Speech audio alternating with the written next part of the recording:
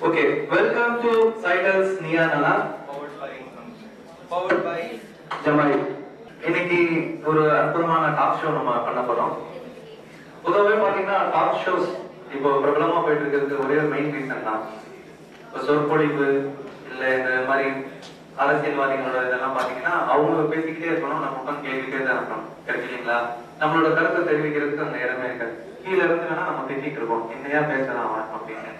இருக்குங்களா? அதே மாதிரி ஆன்மீகவாதிகளோட சொற்பொழிவு நம்ம ஏற்புடையதா இருக்கும், சில சமயங்கள் ஏற்புடையதா இருக்காது. ஓகே, இந்த டாக் ஷோஸ் சக்சஸ்ஃபுல்லா இருக்கிறதுக்கு காரணமே என்னன்னா, இது வந்து ஒரு தரப்புல இருந்து மறு தரப்புக்கு கருத்துக்களை பரிமாறிக்கிறதுக்கும் ஒரு பிரிட்ஜ் அப்படி இருக்கு இல்லைங்களா? ஒரு நல்ல தளமா அமையுது. இதுல நம்ம ஒரு எந்த சைடு கரெக்ட் எந்த சைடு தப்பு அப்படின்ற மாதிரி கிடையாது, இது பட்டிமன்றம் கிடையாது இல்லைங்களா? சோ ஒரு நல்ல தளம் ஏற்படுத்திட்டு இருக்கோம். சோ அப்படி ஒரு ஃபேமஸா போய்கிட்டு இருக்கிற ஒண்ணுதான் நீயா நானா ப்ரோக்ராம். சோ ஒரு புது முயற்சியா சைட்டல்ல வேற எந்த கம்பெனிஸ்லுமே இல்லாத அளவுக்கு நாம ட்ரை பண்ணிருக்கோம். சோ அது எப்படி போகுதுன்னு பார்ப்போம், சரிங்களா? சோ நீங்க எல்லாம் ஃபேஸ்லாம் பாக்குறப்பவே பயங்கரமா ரெடியா இருக்கீங்கன்றது தெரியுது. சோ அப்படியே ப்ரோக்ராம்ல போலாம். இன்னைக்கு தலைப்பு என்ன அப்படின்னு பாத்தீங்கன்னா, எத்தனையோ தலைப்பு கொடுத்துருக்காங்க இது வரைக்கும். நீ என்ன அப்படியே பார்த்துருப்பீங்க. இந்த கோழியில இருந்து முட்டை வந்துச்சா, முட்டையில இருந்து கோழி வந்துச்சான்றது கூட பதில் கண்டுபிடிச்சிட்டாங்கன்னு நினைக்கிறேன். போன வாரம் கூட நேஷனல் ஜியோகிராபிக்ல ஏதோ சொன்னாங்க, முட்டையில இருந்து தான் கோழி வந்துச்சு. இதுக்கு கூட நமக்கு பதில் கிடைச்சிடும் போலங்க. ஆனா இந்த காதல் திருமணம் பண்றது நல்லதா இல்ல காதல் திருமணம் பண்றது கெட்டதா, இதுக்கு இன்னும் ஒரு முடிவு வந்த மாதிரியே தெரியல.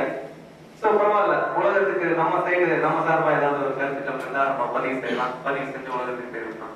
சோ இன்றைய தலைப்பு காதல் திருமணங்களினால் ஏற்படும் சாதகங்கள், அதை பத்தி பேச ஒரு குழுவினரும், இன்னொரு சைடு காதல் திருமணங்களால் ஏற்படும் பாதகங்கள். So the merits and demerits of love marriage, அதுதான் இன்னைக்கு பார்க்க போறோம், சரிங்களா? சரி, போறதுக்கு முன்னாடி காதல்னா என்னங்க அது தெரிஞ்சாதான் நான் தலைப்புக்கு போறதுக்கு சரியா இருக்கும். சோ இந்த பக்கத்துல இருந்து ஆரம்பிக்கலாம். காதல்னா அன்பு. ஒருத்தர் நல்லா புரிஞ்சுக்கிறது. எல்லாருமே சொல்றது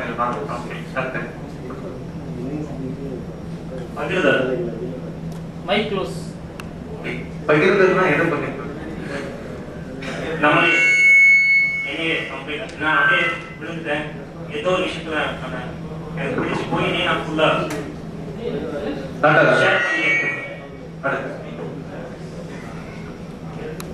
உணர்வுகளை பகிர்ந்து கொடுத்தது.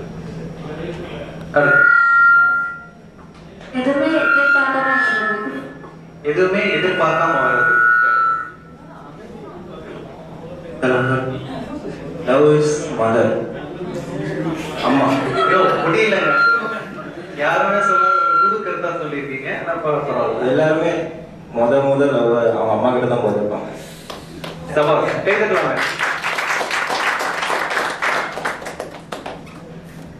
அப்படின்னா நமக்கு என்ன பிடிக்கும் அப்படின்றத இன்னொருத்தவங்க நமக்கு தெரியாமே புரிஞ்சுக்கிட்டு நமக்கு செஞ்சு காமிக்கிறது.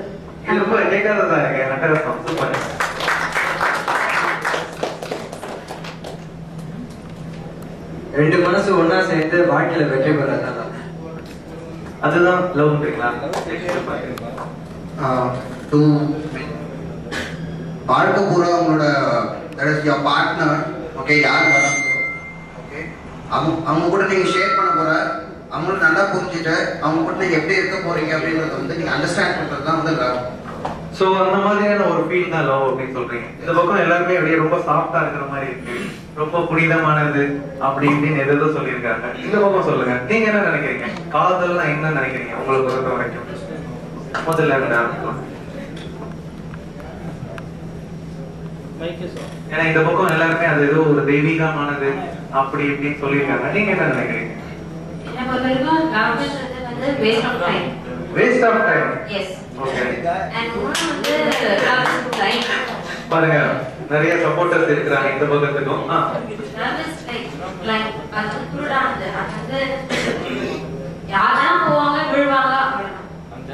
சரி, என்ன பொறுத்த வரைக்கும் லவ்ன்றது ஒரு அறிவு.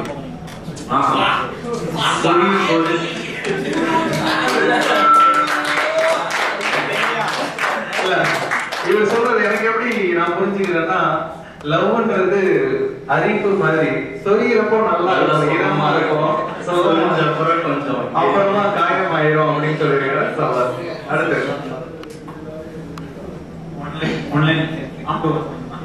என்ன கடல்ல கிடப்பான் காதல் என்ன சொன்னாரு கவனிச்சீங்களா? ஆட்டோ வாசகம் சொல்றாரு, கடல்ல விழுந்தவன் முத்தெடுப்பான், காதல்ல விழுந்தவன் பிச்சை எடுப்பான் அப்படின்னு சொல்றாரு. நிறைய கோயில பிச்சை எடுத்துருப்பாரு நினைக்கிறேன்.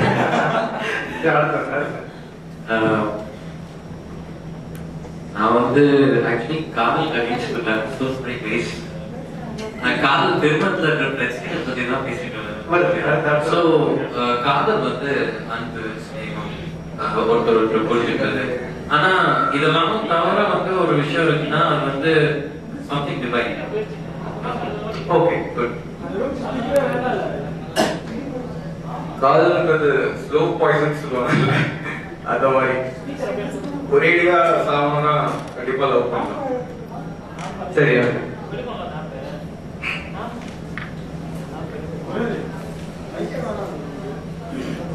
சொல்லுங்க கார்த்திக், உங்களோட கருத்துல எல்லாருமே எதிர்பார்த்துட்டு இருக்கிறாங்க. காதல்னா என்ன நினைக்கிறீங்க? உங்களை பொறுத்தவரைக்கும் காதல் என்ன? Waste of money, waste of energy. எல்லாமே வேஸ்ட் எடுத்தீங்க. ஊர் சுத்திட்டே இருக்கணும், லவர் கூட பணம் செலவழிச்சுட்டே இருக்கணும். சரி, waste of money, waste of energy. ஆமா, ஐ மீன் அவர் சொல்றதே தப்பு இல்ல. இது மாதிரி பணம் எத்தனை பேர் நம்மளே பார்த்துருக்கோம், சினிமாக்கள்ல காட்டுறாங்க. பைக்ல போய் சுத்திட்டே இருக்கணும், waste of money, waste of time, energy. அங்க அப்படி வேஸ்ட்னு சொல்றவங்க எத்தனை பேர் லவ் பண்ணாம இருக்காங்க சொல்லுங்க. இல்ல, ஒருவேளை அவங்க லவ் எல்லாம் பண்ணிட்டு எக்ஸ்பீரியன்ஸ்ல இருந்து கூட வரலாம் இல்லையா? நம்ம கேட்போம் அடுத்து எப்படின்னு கேட்போம், நம்ம வரும். லவ் பண்றவங்கள பார்த்ததுனால நம்ம சொல்லிட்டு இருக்கோம். நீங்க லவ் ஃபெயிலியர் மட்டும் படி தான் பேசுறீங்க. ஓகே, அடுத்து காதல் அப்படின்னா என்னன்னு கேக்குறீங்க. அந்த காதல்ங்கிற வார்த்தையிலே பதில் இருக்கு.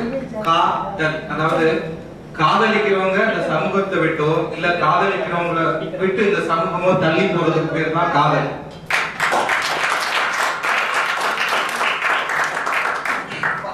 காதல் அதை பத்தி சொன்னாத ஒரு சமாதான ஃபீலிங் இருக்கு. அதை பத்தி சொல்றது வார்த்தையிலே இல்ல. அவ்வளவு இருக்காங்க ஒரு காமெடி. பக்கமான ஃபீலிங் இருக்கு. சரி, நீங்க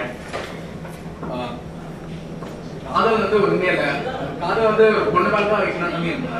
பொண்ணுனா நம்ம கூட இருக்கவங்க தான் வைக்கணும். நம்ம மாதிரி பையன் மேல வைக்கிறது கூட காதல் சொல்றீங்க? உங்க ஃப்ரெண்டுக்கு உங்க மேல காதல் இருக்கா? பாசம் இருக்காதா? இல்ல, அதுக்கு தமிழ்ல நல்ல பல வேற வார்த்தைகள் இருக்கு இல்லையா? இங்கிலீஷ்ல வேணா வார்த்தை பற்றாக்குறை இருக்கு. லவ்ன்ற ஒரு வார்த்தை தான் இருக்கு இல்லைங்களா? தமிழ்ல அம்மா அப்பா மேல இருக்கு அன்பு, பாசம், நிறைய வார்த்தைகள் இருக்குல்ல. காதல்ன்றது இங்க என்ன சொல்ல வரோம்னா, ஒரு ஆண் பெண்ணின் மீதோ ஒரு பெண் ஆணின் மீதோ கொண்ட ஒரு ஈர்ப்பு, ஒரு அந்த ஒரு அட்ராக்ஷன் இருக்கு இல்லையா? அந்த ஃபீல் தான் நம்ம சொல்லிட்டு இருக்கோம். பட் நீங்க சொல்ல புரியுது. ஓகே, சோ காதல் ஒரு ஐ மீன் என்ன பொறுத்த வரைக்கும் அது யூஸ்லெஸ் தான் சொல்றேன். யூஸ்லெஸ் சொல்றீங்க. சரி, பாருங்க இந்த பக்கம் எல்லாம் இவ்வளவு கேவலமா சொல்லிட்டு இருக்காங்க. ஓகே, இதுக்கு தக்க பதில் நீங்க கொடுக்கணும் கண்டிப்பா. ஏன்னா இது ரொம்ப நல்ல ஃபீல் சொல்லிட்டு இருக்கிறீங்க. இதே மாதிரி ஏதாவது காவியங்கள்ல இல்ல ஏதாவது படங்கள்ல காதலை பத்தி சிறப்பா சொல்லப்பட்ட வசனங்கள் ஏதாவது இருக்கும்? காதலை பத்தி சிறப்பா சொல்லப்பட்ட வசனங்கள் இல்ல அதை பத்தின கருத்து ஏதாவது தோணுச்சுன்னா நீங்க சொல்லணும்.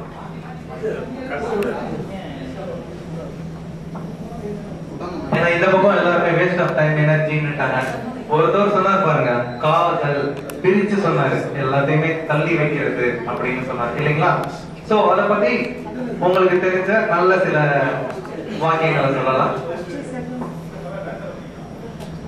ஜாதி மதம்ன்றது மனுஷங்க கிட்டதான், காதல்ன்றது காக்கா குருவி கிட்ட கூட இருக்கு.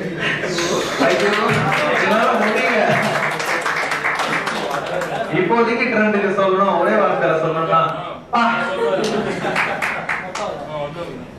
அடுத்து அணுவாக வாழ்வதற்கு முடிவெடுத்த பின் காதல் தான் சிறந்தது. யாராவது எழுதிருக்காங்களா? இல்ல இப்போ நீங்க படத்துல இருக்கு. சரி, சபாஷ். படங்கள்ல, கவிதைகள் இல்ல காவியங்கள்ல உள்ள காதலை சப்போர்ட் பண்ற ஸ்டேட்மெண்ட் சொல்லலாம். இப்போ வந்து ஒரு ஜாதி இல்லை, மதம் இல்லை, ஏழை பணக்காரன் பேதமில்லை, உணர்வுகளை பகிர்ந்து கொள்ளுதல். காதலுக்கும் காதல் வரும். காதலுக்கும் காதலுக்கும் அற்புதமா இருக்கும். அடுத்து வைரமுத்தோட வரி காதலித்து பார் தபால்காரன் தெய்வமாவான். கையெழுத்து அழகா இருக்கும். அதானே நிறைய பேர் இங்கெல்லாம் காதலிக்க ஆரம்பிச்சதுக்கு அப்புறம் குளிக்கவே ஆரம்பிக்கிறாங்க. காதல் என்ற ஒன்று அது கடவுள் போல உணரத்தான் முடியும், அதில் உருவம் இல்லை. ஹலோ, எனக்கு மன்மதன்ல ஒரு டைலாக், சிம்பிள் டைலாக் சொல்லுங்க. காதலனோ காதலையோ செத்தாதான் உயிரை விடுறாங்க, அப்பா அம்மா செத்தா உயிரை விட மாட்டாங்க. அது அட்டகாசமானது. ஏன்னா எங்கேயாவது அப்பா அம்மாவுக்காக தற்கொலை பண்றவங்களை பார்த்திருக்கீங்களா? தற்கொலைகள் எது அதிகமா நடக்குதுன்னு பாத்தீங்கன்னா அந்த காதல் துன்பத்தினாலதான். ஓகேங்களா? அதனால சிறப்பா சொல்லியிருந்தாரு அந்த படத்துல. அடுத்து கார்த்திக் சொன்ன மாதிரி காதல்ன்றது காதலிச்சா தள்ளி சமூகத்துல தள்ளி வைப்பாங்க சொன்னாங்க. அது அந்த காலம். இந்த காலத்துல சமூகமே நம்மளை ஏத்துக்குது. சோ 6லயும் காதல் வரும், 60லயும் காதல் வரும். சரிங்க, இப்படி எல்லாம் சொல்றாங்க பாருங்க. ஏதேதோ கவிதை எல்லாம் சொல்லியிருக்காங்க. கையெழுத்தாலதான் பண்றாங்க, கடவுளுக்கு மேலன்றாங்க. இது தற்கொலைகள்லாம் காதல் பிரிவினாலதான் ஏற்படும். இது மாதிரி பலதரப்பட்ட கருத்துக்கள் இந்த பக்கம் சொல்லியிருக்காங்க. இவங்களை பாக்குறப்போ என்ன உங்களுக்கு என்ன தோணுது? உங்களோட மனநிலை இவங்களெல்லாம் பாக்குறப்போ என்ன தோணுதுன்னு ஒரு வரியில நச்சுன்னு சொல்லுங்க பாப்போம். கடைசியில இருந்து இவங்களெல்லாம் பார்த்தா ரொம்ப பரிதாபமா இருக்குது. எனக்கு வடிவேல் ரேஞ்சுக்கு சொல்லிட்டீங்க. நான் மூணு செய்தி எனக்கு சொல்ல, நீங்க எல்லாம் காதலிச்சு கல்யாணம் பண்ணி எனக்குடா இந்த மானம் கெட்ட பொழப்பு. அடுத்து ஒரு சாங் ஒன்று இருக்கு தமிழ்ல, அப்பலைக்கு பொம்பளைக்கும் அவசரம் அத காதலுக்கு சொல்லுவாங்க. அதுவும் இல்லாம ஒரு ஏமாமா சாங் தெரியும்ல, அதுல ஒரு லைன் வரும், காதல் ஒரு போத மாத்திர அத போட்டுக்கிட்ட மூங்கில் யாத்திர. அவ்வளவுதான், ஒரே போய் சேர வேண்டியதான். என்ன தோணுது இவங்களை பாக்குறப்போ? நானும் அதை வச்சு பாட்டிலே பாடி காட்டிட்டேன். இந்த பக்கம் நிறைய பாடகர்கள் இருக்காங்க போல, பரவாயில்ல பாட்டாவே பாடி இருக்கேன். மம்மி சொன்ன பொண்ண கட்டுன டார்ச்சர் இல்லடா, நீயும் பொண்ண கட்டுன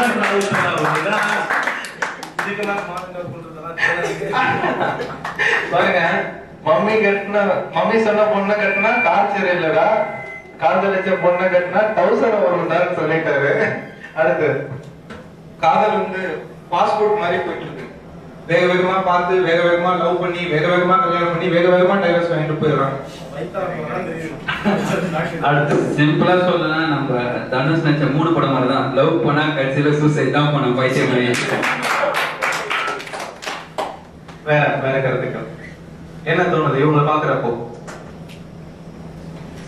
இப்பதான் வருது அதே மாதிரி அந்த ஒரு லைன் எனக்கு ரொம்ப பிடிக்கும். அதுல காதல்னு சொல்றாங்க, கண்டபடி சுத்துறாங்க, டப்பு குறைஞ்சா தள்ளி போறாங்க.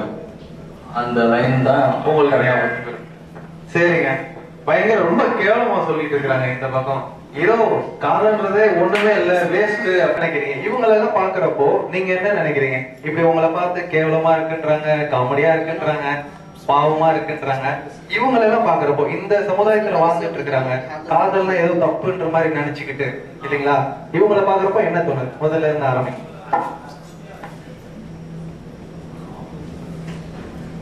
இவங்கெல்லாம் பார்த்தா ரொம்ப பைத்தியக்காரத்தனமா இருக்கு. ஆக்சுவலி வந்து யாருமே லவ் பண்ண ஆரம்பிக்கலன்னு தான் நான் சொல்லுவேன். நீங்க எல்லாம் லவ் பண்ண ஆரம்பிக்கலையா? உங்களுக்கு எல்லாம் தெரியல அப்படின்னு இவங்க சொல்றாங்க. அடுத்து ஒண்ணு லவ் பண்ணி ஃபெயிலியர் ஆனவங்க இந்த மாதிரி சொல்லுவாங்க. ஒரு விஷயத்துல சக்சஸ் ஆக முடியலன்னா அந்த விஷயத்துல வெறுப்பு தான் வரும். அதனால அவங்க எல்லாம் அப்படி பேசிட்டு இருக்காங்க. சக்சஸ் ஆயிருக்கவங்க யாரும் அப்படி எல்லாம் பேச மாட்டாங்க. இந்த பக்கம் லவ் மேரேஜ்ல சக்சஸ் ஆனவங்க எத்தனை பேர் இருக்கிறாங்க? லவ் பண்ணி சக்சஸ் ஆனவங்க இந்த எங்க டீம் கேப்டன் இருக்காரு கார்த்திக். அவர் லவ் மேரேஜ் தான். ஓகே, பட் அவர் சொசைட்டில என்ன நடக்குதுன்னு சொல்ல வந்திருக்காரு. லவ் பண்றதுனால எவ்வளவு டிராபேக்ஸ் இருக்கு, ஃபேமிலி விட்டு வரணும், நம்மளை படிக்க வைக்கிறதுக்கு மத்த வேலை எல்லாம் பண்றதுக்கு அப்பா அம்மா வேணும். பிகரை பார்த்தோம்னா அப்பா அம்மாவே கல்வி விட்டு பிகர் போய் அனுப்பிடுறாங்க. பிகர் தான் முக்கியம்னு சொல்லிட்டு வரும். அடுத்து என்ன நினைக்கிறீங்க உங்களை பத்தி? ஒண்ணு யோசிக்கிறேன். அவங்களே சொல்லிட்டாங்க, எங்களுக்கு இப்போ பாசிட்டிவா அவங்க பேசுறாங்க. லவ் பண்ண மெரிட் தான், ஆனா என்ன அதனால என்ன விளைவுகள், அப்பா அம்மா கொஞ்சம் டிஸ்டன்ஸ்ல இருக்காங்க, ரிலேஷன் இருக்காங்க, அதனால லவ் மேரேஜ் சக்சஸ்ஃபுல்லா தான் இருக்கு. அதை அவங்களே ஒத்துக்கிட்டாங்க. அவரை பாத்தீங்களா, நீங்களே தெரியாம ஒத்துக்கிட்டீங்கன்றாங்க. லவ் மேரேஜ் பண்ணாருன்னு சொன்னேன், அவர் சந்தோஷமா இருக்காரா இல்லையா நான் சொல்லல. கேட்போம். அது சரி, நீங்க என்ன நினைக்கிறீங்க, இவங்களை பத்தி என்ன நினைக்கிறீங்க? அடுத்து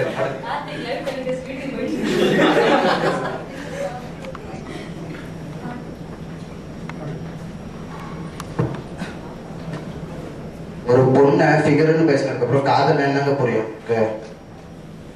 சபாஸ்ங்க, உங்களுக்கு பொண்ணையே ஃபிகர்னு தான் சொல்றீங்க, உங்களுக்கு எப்படி அந்த ரெஸ்பெக்ட் இருக்கும்?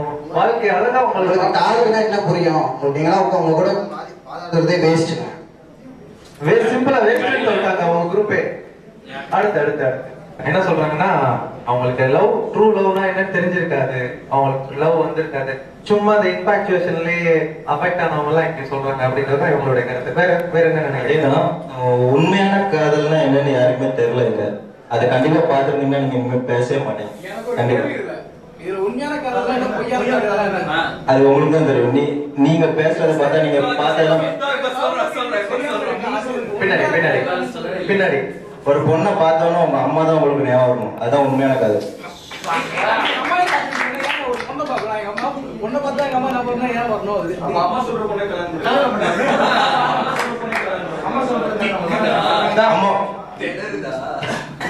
அம்மா சொன்ன பொண்ணை கல்யாணம் பண்ணி எதுக்கு நிறைய டவுரி வாங்கிட்டு நாளைக்கு திருப்பி அவளை டைவர்ஸ் பண்ணிட்டு இன்னொரு பொண்ணை கல்யாணம் பண்றதுக்கா? ஒரு நிமிஷம். காதல் அப்படின்னாலே பிரச்சனை அப்படின்னு தான் சொல்லணும். அந்த பிரச்சனை எப்படி வருதுன்னா, காதலிக்கிறவங்களுக்கு வர பிரச்சனை, காதலிக்கிறவங்களால மத்தவங்களுக்கு வர பிரச்சனை ரெண்டு டைப் தான். காதலிக்கிறவங்களால மத்தவங்களுக்கு என்ன பிரச்சனை வருது அப்படின்னு பாத்தீங்கன்னா, ரெண்டு ஃபேமிலி, அதாவது ஒண்ணுக்கு ஒண்ணு சம்மந்தமே இல்லாத ரெண்டு ஃபேமிலி ஒண்ணுக்குள்ள ஒண்ணு மிங்கிள் ஆகும். அவங்க வேற கலாச்சாரம், நம்ம வேற கலாச்சாரம், ரெண்டு ஃபேமிலி ஒண்ணுக்குள்ள ஒண்ணு மிங்கிள் ஆகும். இது இந்தியா பாகிஸ்தான் ரெண்டும் ஒன்னா சேர்ந்து விருந்துல கலந்துக்கிறது மாதிரி ஒரு கஷ்டமான நிகழ்ச்சி. அதுக்கப்புறம் அந்த காதல் திருமணத்துக்கு அப்புறம் இப்ப நானும் இன்னொரு பொண்ணு ஒரு காதல் திருமணம் பண்ணிக்கிறோம் அப்படின்னா, பண்ணிக்கிட்டதுக்கு அப்புறம் எங்க வீட்டுல என்னோட ஃபேமிலியில இருக்க என்னோட அடுத்து என் கூட பிறந்தவங்களுக்கு எங்களால வர பிரச்சனை அதிகம். ஒண்ணு அவங்க காதல் திருமணம் பண்ணணும், அரேஞ்ச் மேரேஜ் பண்ணும்போது அவங்க எதிர்கொள்ள வேண்டிய பிரச்சனை இருக்கு. சரி, காதலிக்கிறவங்களுக்கு என்ன பிரச்சனை வருது அப்படின்னு பார்த்தோம்னா, காதல் அப்படிங்கறது எங்க ஸ்டார்ட் ஆகுது? பொய்யில ஸ்டார்ட் ஆகுது. ஒரு அண்ட புடுகையும் ஒரு ஆகாச புடுகனும் ஒன்னா சேர வேண்டியது, ஒருத்தர் இம்ப்ரெஸ் பண்றதுக்காக வாயில வந்ததெல்லாம் சொல்ல வேண்டியது.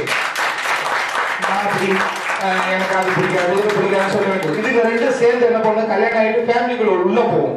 உள்ள போனோம்னா ஒருத்தரை பத்தி ஒருத்தர் தெரிய வந்துடும். அதாவது டிராமா முடிஞ்சிடும். நீ எப்படி எல்லாம் இருந்த லவ் பண்ணும் போது அடுத்த கேள்வி வந்துடும், உன்னை நம்பி நான் மோசம் போயிட்டேன். காதல் திருமணம் பண்றவங்களோட மெயின் டைலாக இதான், உன்னை நம்பி நான் மோசம் போயிட்டேன். இதுதான் காதல் திருமணத்துல மெயினா நடக்குது. காதலே பொய் தான். காதலே போயிட்டு இருக்கும் போது காதல் திருமணம் அப்படிதான் இருக்கும். என்ன பொறுத்த வரைக்கும் இல்ல, எல்லாருமே நான் சொசைட்டி அப்சர்வ் பண்ணி நான் அதை தான் சொல்றேன். என்னோட ஓன் எக்ஸ்பீரியன்ஸை மட்டும் நான் சொல்லல, சமூகத்தை பார்த்து சமூகத்தில் நடக்கிற நிகழ்வுகளை வச்சு அதை வச்சுதான் நான் சொல்றேன். உங்க எக்ஸ்பீரியன்ஸ் சக்சஸ் ஆயிடுச்சு, மத்தவங்க எக்ஸ்பீரியன்ஸ் சக்சஸ் ஆகணும். நாளும் பார்த்து நட்சத்திரம் பார்த்து பெரியவங்க சொந்த பந்தங்கள்லாம் கூடி மண்டபத்துல நடத்த வேண்டியதை நீங்க மதபலிபுரத்துல முடிச்சிடுறீங்க. அதுக்கப்புறம் கல்யாணம் ஆயிடுச்சு, நீங்க போய் என்ன பண்ண போறீங்க?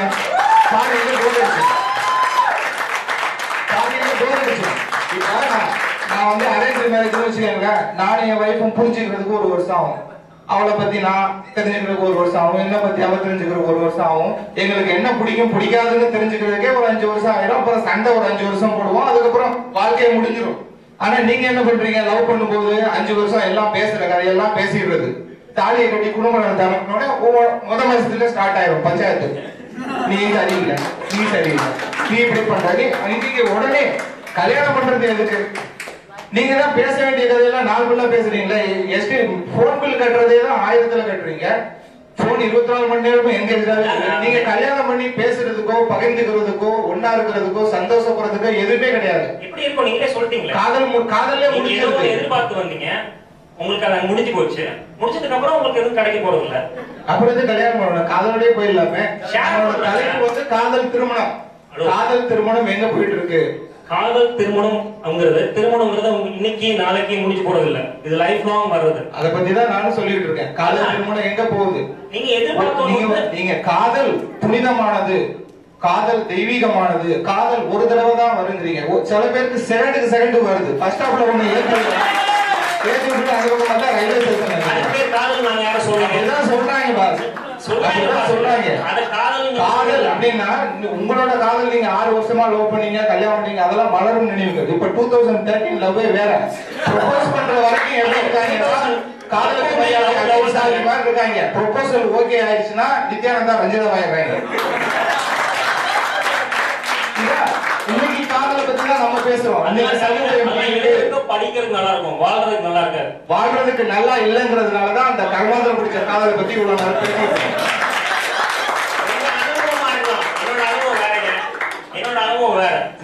நம்மளே ரொம்ப நேரம் சண்டை போடுறோம், மற்ற நண்பர்களும் பேசுறோம். சரி, ரொம்ப பரிதாபம் புரிய நிலைமையில் இருக்கீங்க, உங்களை பார்த்தா பரிதாபமா தான் இருக்கு. சோ அதான் நீங்க ஷேர் பண்ணிட்டு இருக்கீங்க. லவ்ங்கிற நிறைய நல்ல விஷயம் இருக்கு ஷேர் பண்றதுக்கு, அதை அனுபவிச்சா மட்டும் தான் தெரியும். நீங்க இன்னும் மேரேஜே பண்ணல, நம்ம லவ்ல தான் இருக்கும். இது தலைப்பு பாத்தீங்கன்னா லவ் மேரேஜ் சாதகங்கள் வாதகங்கள். ஒரு சின்ன பிரச்சனை, கார்த்திகே ஒரு கேள்வி கேட்கலாம். இப்போ இவங்க சார்பா கேட்கலாம். இப்போ பேசுறதுல பாக்குறப்போ கார்த்திக் ரொம்ப வெறித்தனமா நல்லாவே தெரியுது, ரொம்ப பாதிக்கப்பட்டிருக்காரு நினைக்கிறேன். கார்த்திக், நீங்க ஏதாவது பர்சனலா பாதிக்கப்பட்டிருக்கீங்களா இல்ல உங்க காதலால நான் பாதிக்கப்படல. என்னோட தனிப்பட்ட வாழ்க்கையை பத்தி நான் பேசல. ஒரு தலைப்பு ஒரு விவாதம் வரும்போது நம்ம சமூகத்தை தான் பார்க்கணும். தனிப்பட்ட ஒரு மனிதன் உங்களுக்கு தெரிஞ்சு காதல்ல சக்சஸ்ஃபுல்லா இருந்த யாராவது, ஏதாவது ஒரு ஐகானிக் பர்சன்ஸ் இல்ல உங்க ஃப்ரெண்ட்ஸ் இல்ல ரிலேட்டிவ்ஸ்ல யாராவது ஒரு லவ் மேரேஜ் பண்ணிருக்காங்க ஆனா நல்லா இருக்காங்க? அதாவது சர்வே அப்படின்னா என்ன? இப்ப என் ஃப்ரெண்டு ஒருத்தன் 10 பேர் லவ் மேரேஜ் பண்ணிருக்கான், அதுல ஒரு 5 பேர் எப்படி இருக்கான், 4 பேர் எப்படி இருக்கான் அப்படின்னு எடுத்தா அது லோக்கல் சர்வே. ஊர் உலகத்துல நடிக்கிறது, பேப்பர்ல நடக்கிறத பார்த்து நம்ம தெரிஞ்சுக்கிறது அது தேசிய அளவிலான இன்டர்நேஷனல் அளவிலான சர்வே. ஆக்சுவலி கார்த்திக், நீங்க சொல்றது ஃபேமிலியை பத்தி மட்டும் தான், சரிங்களா? பாரதியார் பீரியட்ல ஜாதி மதம் கீழ்த்தரம் மேல்தரம்ன்றது ரெண்டுத்துமே முன்னாடி பேப்பர் பாத்தீங்களா? காதல் திருமணம் பண்ண சகோதரிய அண்ணன் வீட்டுக்கு விருந்துக்கு அந்த காதல் திருமணம் செஞ்ச சகோதரி பிளஸ் அவங்களோட மாமனாரு அவங்க 2 பேரையும் கொண்டுட்டு கணவர் மருத்துவமனையில இப்பயும் உயிருக்கு போராடிட்டு இருக்காரு. இது எதனால வந்தது? இது எதனால வந்தது? காதல் திருமணத்தினால வந்தது. நம்ம பேசுறது காதல் திருமணத்தை பத்தி. காதல் திருமணத்தினால வந்த விளைவுதான் இது. காதலோட விளைவே கிடையாது. காதல் திருமணத்தோட காதல புரிஞ்சுக்காத ஒருத்தவங்களால வந்த விளைவு. நீங்க அதாவது சாப்பாடை பத்தி, அரிசி பத்தி, சாதத்தை பத்தி பேசுறோம்னா அரிசி பத்தி பேசணும். திருமணத்தை பத்தி பேசுறோம், காதல் திருமணத்தை பத்தி பேசணும்னா காதலை பத்தி பேசினாதான் நம்ம காதல் திருமணத்துக்குள்ள போக முடியும். காதலை டச் பண்ணாம திருமண வாழ்க்கையை பத்தி எப்படி பேச முடியும்? ஓகே, பரபரப்பா போயிட்டு இருக்கிற இந்த விவாதத்துக்கு மத்தியில ஒரு சின்ன இடைவெளி. இப்போ நம்ம சீஃப் கெஸ்ட் கூப்பிட போறோம். இந்த டாபிக் சார்பா நம்மள சப்போர்ட் பண்றதுக்கு 2 சீஃப் கெஸ்ட் வந்திருக்காங்க. காதல் திருமணம் பண்ணவங்க தான் அவங்களும். ஓகே, இந்த சாதகம் பாதகங்களை பத்தி பேசுறதுக்கு அவங்களுக்கு கண்டிப்பா நிறைய எக்ஸ்பீரியன்சஸ் உண்டு. சோ நம்ம முதலாவதாக அழைக்கவிருப்பது மிஸ்டர் சித்திக், தி ட்ரைனிங் மேனேஜர். இவர் ஒரு காதல் திருமணம் செய்தவர் தான். இப்போ திருமணமாகி 5 வருடங்கள் முடித்திருக்காரு. வெல்கம் சித்திக். அடுத்ததா நம்ம சீஃப் கெஸ்டா அழைக்கவிருப்பது திரு மகேஷ் அவர்கள். வெல்கம் மகேஷ். சோ நம்ம ஃபர்தரா அந்த டிஸ்கஷன்ஸ்க்கு போறதுக்கு முன்னாடி 2 வார்த்தைகள் அவங்களுடைய எக்ஸ்பீரியன்ஸையும் பாத்துக்கலாம். ஏன்னா இந்த கிரௌட் பாக்குறப்போ ஆல்மோஸ்ட் எல்லாருமே ஒரு யங் கிரௌடா தெரியுது இல்லைங்களா? நான் இவங்க யங் இல்லைன்னு சொல்ல வரல. அவர் எக்ஸ்பீரியன்ஸ் படி பார்த்தாலும் வயது உங்களுக்கு பேசுறத பார்த்தாலும் எல்லாருமே ரொம்ப யங்கா. அதே மாதிரி இங்க எத்தனை பேருக்கு திருமணம் ஆயிருக்கும்னு நம்ம சொல்ல முடியாது. ஓகே, எல்லாருமே கொஞ்சம் ஏர்லி ஸ்டேஜ்ல இருக்கிறீங்க. நம்ம அந்த ஸ்டேஜ்ல லவ் எப்படி பாக்குறோம்ன்றது வயசுக்கு வயசு மாறும் இல்லையா? 5 வயசுல நமக்கு முட்டாய் பிடிக்கும், 10 வயசு ஆனா விளையாட்டு ஜாமான் பிடிக்கும் இல்லைங்களா? அப்படியே மாறிக்கிட்டே வரும், டேஸ்ட் மாறிக்கிட்டே வரும். சோ இப்போதைக்கு இங்க பாக்குற கிரௌட் அவங்களுடைய புரிதல் வேறு விதமாக இருக்கலாம். சோ இவங்க கிட்ட இருந்து கேட்போம், லவ் மேரேஜா இவங்க என்ன நினைக்கிறாங்க, அதில் உள்ள சாதகம் பாதகம் என்ன அப்படின்னு அவங்க வேலையை கேட்போம். முதலாவதாக சித்திக் அவர்கள். செல்ஃபியோட கருத்தெல்லாம் கேட்டேன், ரொம்ப தீவிரமான கருத்தெல்லாம் இருந்தது. சில நேரம் ரொம்ப பயமா இருந்தது நீங்க எல்லாம் பேசுறத பார்த்து. நான் காதல் திருமணத்துக்கு ஒத்து போனா இல்ல அரேஞ்ச் பண்ண அம்மா பார்த்து பொண்ணு கல்யாணம் பண்ணிப்பேன் அப்படின்னு கேட்டா நான் ரெண்டுமே ஒத்துருந்திருப்பேன். ரெண்டுத்துலயுமே கடைசியில காதலிச்சு தான் ஆகணும், வேற வழியே கிடையாது. வாழ்க்கை கண்டினியூ பண்ணணும்னா காதலிச்சு தான் ஆகணும் இல்லையா? ஸோ காதல் எங்கேயாவது வரும். ஸோ எப்போது வரும்போது அதை எடுத்துட்டு போயிட்டே இருக்கலாமே. எங்க வீட்டுல எந்த பிரச்சனையும் தெரிவிக்கல, அதனால எந்த பிரச்சனையும் இல்லாம நாங்க 2 பேரும் கல்யாணம் பண்ணி கடந்த 5 வருஷமா ஒன்னதான் இருக்கிறோம். அவங்க வீட்லயும் இப்போதைக்கு எந்த பிரச்சனையும் இல்லைன்னு வச்சுக்கோங்க. என்னோட கருத்து என்ன அப்படின்னா, உலகத்துல சில உலகம் நம்ம ஊர் மட்டும் வச்சுக்கோங்க, நம்ம ஊர்ல சில சோசியல் பிரச்சனைகள், முக்கியமா நிறைய பெண்களுக்கு கல்யாணம் ஆகாம இருக்கிறது. நிறைய பெண்களுக்கு கல்யாணம் ஆகாம இருக்கிறதுக்கு முக்கியமான காரணம் அவங்களுடைய பேரண்ட்ஸோட இயலாமை, அவங்களுடைய பேரண்ட்ஸோட வறுமை. ஸோ அது மாதிரி சிச்சுவேஷன்ல பல பெண்கள் கல்யாணமே ஆகாமல் அப்படியே கண்டினியூ பண்றவங்களும் இருக்காங்க. அதுக்கு dowry system. Okay, dowry system வந்து ஒரு பெரிய ப்ராப்ளம். அதுக்கு ஒரே சொல்யூஷன் தான் இருக்கு, அழகா 2 பேர் காதலிக்கணும், கல்யாணம் மட்டும் போயிட்டே இருக்கணும். இதே அரேஞ்ச் மேரேஜ், ஏதாவது ஒரு அரேஞ்ச் மேரேஜ்ல இல்ல ஒரு 100 அரேஞ்ச் மேரேஜ் நடக்குது அப்படின்னா எத்தனை அரேஞ்ச் மேரேஜ்ல வந்து டவுரி வாங்காம இருக்காங்க? ஆனா காதல் திருமணத்துல நீங்க கண்டிப்பா சொல்லலாம், எந்த காதல் திருமணத்திலும் எந்த டவுரியோ இல்ல எந்த எதிர்பார்ப்பும் இல்லாம, நீங்க சொன்ன மாதிரி எந்த எதிர்பார்ப்பும் இல்லாம கல்யாணம் நடக்கும். அதனால கவலை, அந்த பொண்ணுக்கு கவலையே இல்லாம ஒரு துணை வேணும், எந்த எதிர்பார்ப்பும் இல்லாம ஒரு வாழ்க்கையும் கிடைக்குது. அதை வந்து ஒரு அரேஞ்ச் மேரேஜ் சிஸ்டம்ல நீங்க ரீச் பண்ணவே முடியாது. சில ரொம்ப ரொம்ப கொஞ்சமான அரேஞ்ச் மேரேஜ்ல மட்டும்தான் அந்த விஷயத்தை பார்க்கவே முடியும். கரெக்டா? அதை தவிர நிறைய பேர் வந்து சொல்லுவாங்க காதல் திருமணத்துக்கும் ஓகே அம்மா பார்த்த திருமணத்துக்கும் வித்தியாசத்துல ரெண்டுத்துலயுமே வந்து உங்க பேரண்ட்ஸோட ஈடுபாடு ரொம்ப தேவை இருக்கு. அது நான் எப்பவுமே சப்போர்ட் பண்ணுவேன். கல்யாணம் நான் வந்து வீட்டை விட்டு போயிட்டு தனியா இருந்து நாங்க சாதிச்சிடுவோம் அப்படிங்கறது ஒரு நல்ல போல்டான டெசிஷன். இருந்தாலும் அது ரொம்ப ஈஸி கிடையாது. நான் உங்களுக்கு சப்போர்ட் பண்ணல, இருந்தாலும் இருக்கிற சில ஓகே டிஸ்அட்வான்டேஜஸும் இருக்கணும். உங்களுடைய பேரண்ட்ஸையும் நீங்க சம்மதிக்க வச்சு நீங்க யாரை காதலிச்சீங்களோ அவங்களுக்கு கல்யாணம் பண்ணிக்கிறது ரொம்ப ரொம்ப நல்லது. அப்ப வந்து உங்களுக்கு பல பிரச்சனைகள் வரக்கூடிய சிச்சுவேஷன்லயும் 2 பேரும் உங்களுக்கு சப்போர்ட்டாக இருப்பாங்க. அதே மாதிரி காதல் திருமணம், காதல் திருமணம் அல்லாத திருமணங்கள்ல எப்படி நடக்குது? 2 பேரை கிட்டத்தட்ட பாலு கிணத்துல தள்ளி விட்டுருந்தாங்க. தள்ளி விட்டுட்டு அதுக்கப்புறம் நீங்க 2 பேரும் யாராவது புரிஞ்சுக்கீங்க, அவங்களுக்கு என்னமோ பிடிக்கும் இவங்களுக்கு என்னமோ பிடிக்கும், கடைசியில 2 பேருக்கும் அதே விஷயத்த பிடிக்க முடியுமா முடியாதாங்கிறதே தெரியாது. இருந்தாலும் அவங்கள தள்ளி விட்டு அவங்கள புஷ் பண்ணி அதுக்கப்புறம் அவங்கள கஷ்டப்படுத்தி பல பேரோட நான் என்னை சுற்றி பல அரேஞ்ச் மேரேஜ் நடந்ததையும் பார்த்திருக்கேன், பல காதல் திருமணங்கள் நடந்ததையும் பார்த்திருக்கேன். என்ன சுத்தி நிறைய சொந்தக்காரங்க ஃப்ரெண்ட்ஸ் எங்களுக்கெல்லாம் நடந்த அரேஞ்ச் மேரேஜ் ஓட ஃபெயிலியர் ரேட் இந்த காலத்துல ஓகே ரொம்ப அதிகம். அம்மா பார்த்த பொண்ணை கல்யாணம் பண்றதுக்கும் அதுக்கும் நான் மேஜர் டிஃபரன்ஸ் இருக்கு. ஸோ இதுதான் என்னோட ஒப்பீனியன். கண்டிப்பா அவங்க சொன்னாங்க பாத்தீங்களா, அதுதான் வாழ்க்கையை பாக்குறது வந்து ஒரு தொலைநோக்கு பார்வை இருக்கணும், ஒரு பிராட் வியூ இருக்கணும்.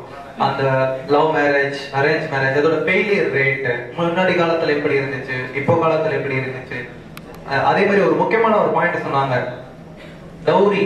அது எவ்வளவு பெரிய பிரச்சனை உங்களுக்கு எல்லாருக்கும் தெரியும். அந்த பிரச்சனை வந்து லவ் மேரேஜஸ்ல அவாய்ட் ஆகுது அப்படின்னு இது போன்ற பல சிறந்த கருத்துக்களை இப்போ சொன்னாங்க சித்தி. மேலும் அவர்கிட்ட இருந்து நம்ம பேசுவோம். அதுக்கு முன்னாடி இப்போ மகேஷ் அவர்கிட்ட இருந்து அவர் வந்து அரேஞ்ச் மேரேஜ் பண்ணாதான்ப்பா கரெக்ட், அதுதான் வாழ்க்கைக்கு சிறந்தது அப்படின்னு அவர் சில பாயிண்ட்ஸ் வச்சிருக்காரு. அதை நம்ம கேட்டுட்டு அடுத்த ப்ரோக்ராம்ல போவோம். இப்படிப்பட்ட ஒரு டிஸ்கஷனுக்கு எங்களை 2 பேரும் கூப்பிட்டதுக்காக தேங்க்ஸ் ஆர்கனைசர்ஸ்க்கு. இதுல வந்து சில கருத்துக்கள் பதிவாகப்பட்டுதான் இல்லைன்னு தெரியல எனக்கு. பட் சில விஷயங்கள் நான் வந்து இந்த டைம்ல சொல்லிட்டா அது உங்க மனசுல எங்கேயாவது ஒரு இடத்துல கண்டிப்பா இருந்துகிட்டே இருக்கும்னு நினைக்கிறேன். ஒரு காலத்துல கல்யாணம் அப்படின்னு நடக்கக்கூடியது வந்து வேற விதமா நடந்துட்டு இருந்துச்சு. சின்ன வயசுலயே கல்யாணம் நடந்துடும்.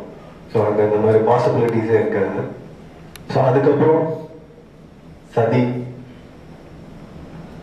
கணவன் இறந்துட்டாங்கன்னா கூடிய ஸோ இந்த மாதிரி பல விஷயங்கள் தாண்டி இன்னைக்கு சொசைட்டில நம்ம இந்த இடத்துக்கு வந்திருக்கோம். இந்த இடத்துலயும் லேடிஸ் வந்து ஆர் ஃபீமேல் விமன் வந்து எந்த அளவுக்கு மென்னுக்கு ஈக்குவலா எல்லா இடத்துலயும் வந்திருக்கும், எந்த அளவுக்கு வந்திருக்கிறாங்களோ அதே அளவுக்கு குடும்பத்துல அப்படின்னு சொல்லி பார்க்கும்போது ஒரு புருஷனுடைய ரோல ஒய்ஃப் எடுக்க முடியாது, எடுக்கக்கூடவும் செய்ய முடியாது. அந்த ஈக்குவல், நான் வந்து இத்தனை நாள் நான் வேலை செய்யறேன், இத்தனை நாள் நீ இதை செய்ய, இல்லை இன்னைக்கு நான் வந்து வீட்டை பெருக்கிறேன், இன்னைக்கு நீ வீட்டை நீ பெருக்க. ஸோ இது வந்து சில ஒழுங்குமுறைகள் குடும்ப வாழ்க்கையில அப்படின்னு சொல்லி இருக்குது. ஸோ இப்படிப்பட்ட சில ஒழுங்குகள் வந்து நாளடைவில் மாறிக்கிட்டே வருது. அந்த மாற்றங்களுக்கு ஏற்ற அளவுக்கு இப்போ வர உங்களை மாதிரியான யங்ஸ்டர்ஸ்க்கு அந்த மெச்சூரிட்டி இருக்குமா அப்படின்ட்டு நீங்களே உங்களை கொஸ்டின் பண்ணி முதல்ல பார்த்துக்கணும். அதுக்கு சில மெஷர்மெண்ட் ஸ்கேல்ஸ், ஒரு சில அளவுகோல் உங்களுக்கே இருக்கும். அதுல யாராவது அவங்களுடைய வாழ்க்கை முறையில சில ஒழுக்கங்கள், அடிப்படை ஒழுக்கங்களை கடைபிடிச்சவங்க கண்டிப்பா அவங்க எந்த இடத்துலயும் சறுக்குனதே கிடையாது. அப்படியே சறுக்குனாலும் அவங்களுடைய மனநிலைமை ரொம்ப ஸ்டேபிளா இருந்திருக்கு. அவங்களோட டிசைடிங் எபிலிட்டி ரொம்ப ஃபிளக்சுவேட்டிங்கா இருக்கும். இங்க சில விஷயங்கள் நீங்க பேசினதை நான் கேட்டேன், வெளியில நானும் சேர்ந்து கேட்டுட்டு தான் இருந்தோம். we were just like ரொம்ப குவைட்டா இருந்து அப்சர்வ் பண்ணிட்டு இருந்தோம். சில விஷயங்கள் ரொம்ப சிரிக்கத்தக்கல இருந்துச்சு. ஆனா எல்லா விஷயமுமே பாத்தீங்க அப்படின்னா ரொம்ப லைட்டா இருந்துச்சு. லைஃப்ல it is not that easy that as you think before you get into a problem. ஒருத்தருடைய மனசுல ஒருத்தரை பத்தி தப்பா நினைச்சிட்டாலே அது தப்பு அப்படிங்கறத புரிஞ்சுக்கிட்டவங்க கண்டிப்பா இதை தாண்டி வந்துருவாங்க. இன்னொருத்தர்களை தப்பா பாக்குறதே தப்பு அப்படின்னு நினைக்கிறவங்களால இந்த விஷயத்துக்குள்ள ரொம்ப நேரம் நிக்க கூட முடியாது. அந்த இடத்த விட்டு விலகி வந்துருவாங்க. அதை நீங்க புரிஞ்சுக்கிட்டீங்க அப்படின்னா நீங்க எங்க போயிட்டு இருக்கீங்க, என்ன யோசிக்கிறீங்க, என்ன பேசுறீங்க, உங்க மொபைல் கான்வர்சேஷன் என்னவா இருக்குது, உங்க மொபைல் எடுத்து உங்க அம்மா அப்பாட்ட கொடுக்க முடியுமா, உங்க அம்மா அப்பாவுடைய மொபைல் நீங்க எக்ஸ்சேஞ்ச் பண்ணிக்க முடியுமா? ஒரு நாளைக்கு நீங்க உங்க மொபைல உங்க அம்மா அப்பாட்ட கொடுத்துட்டு வந்துருங்க. அவங்க அதுல வர்ற கால்ஸ் அட்டன் பண்ணட்டும், அதுல வர்ற SMS இது பண்ணட்டும். இது வந்து ரெகுலர் பிராக்டிஸா வச்சு பாருங்க. உங்களுடைய டிசிப்ளினிட்டி life will definitely change. That will definitely change.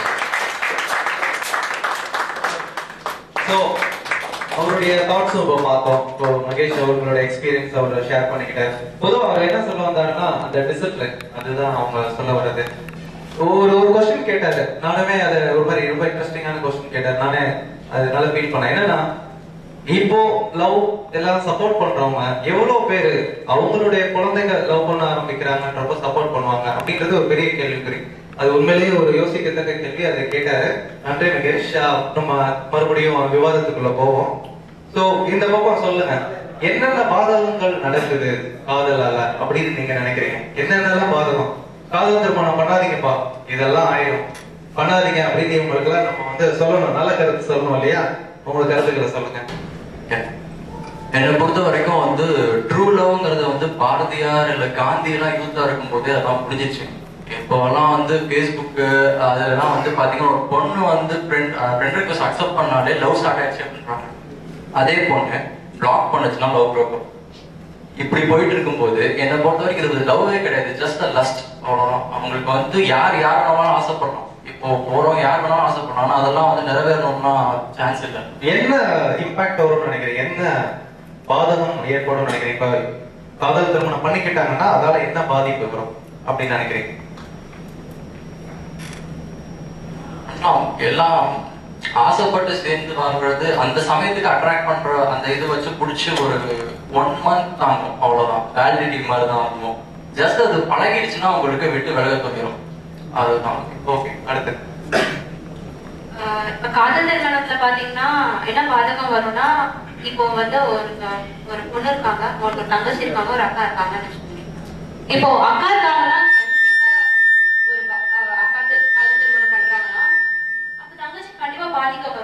பாதிக்கப்படும். ஏன்னா படிப்புக்கு கூட அவங்க வந்து அலோவ் பண்ணவே மாட்டாங்க. சோ அந்த விஷயத்துல ஒரு மிகப்பெரிய டிஸ்அட்வான்டேஜ். குடும்பத்துக்கு பெரிய பாதிப்பு. ஆமா.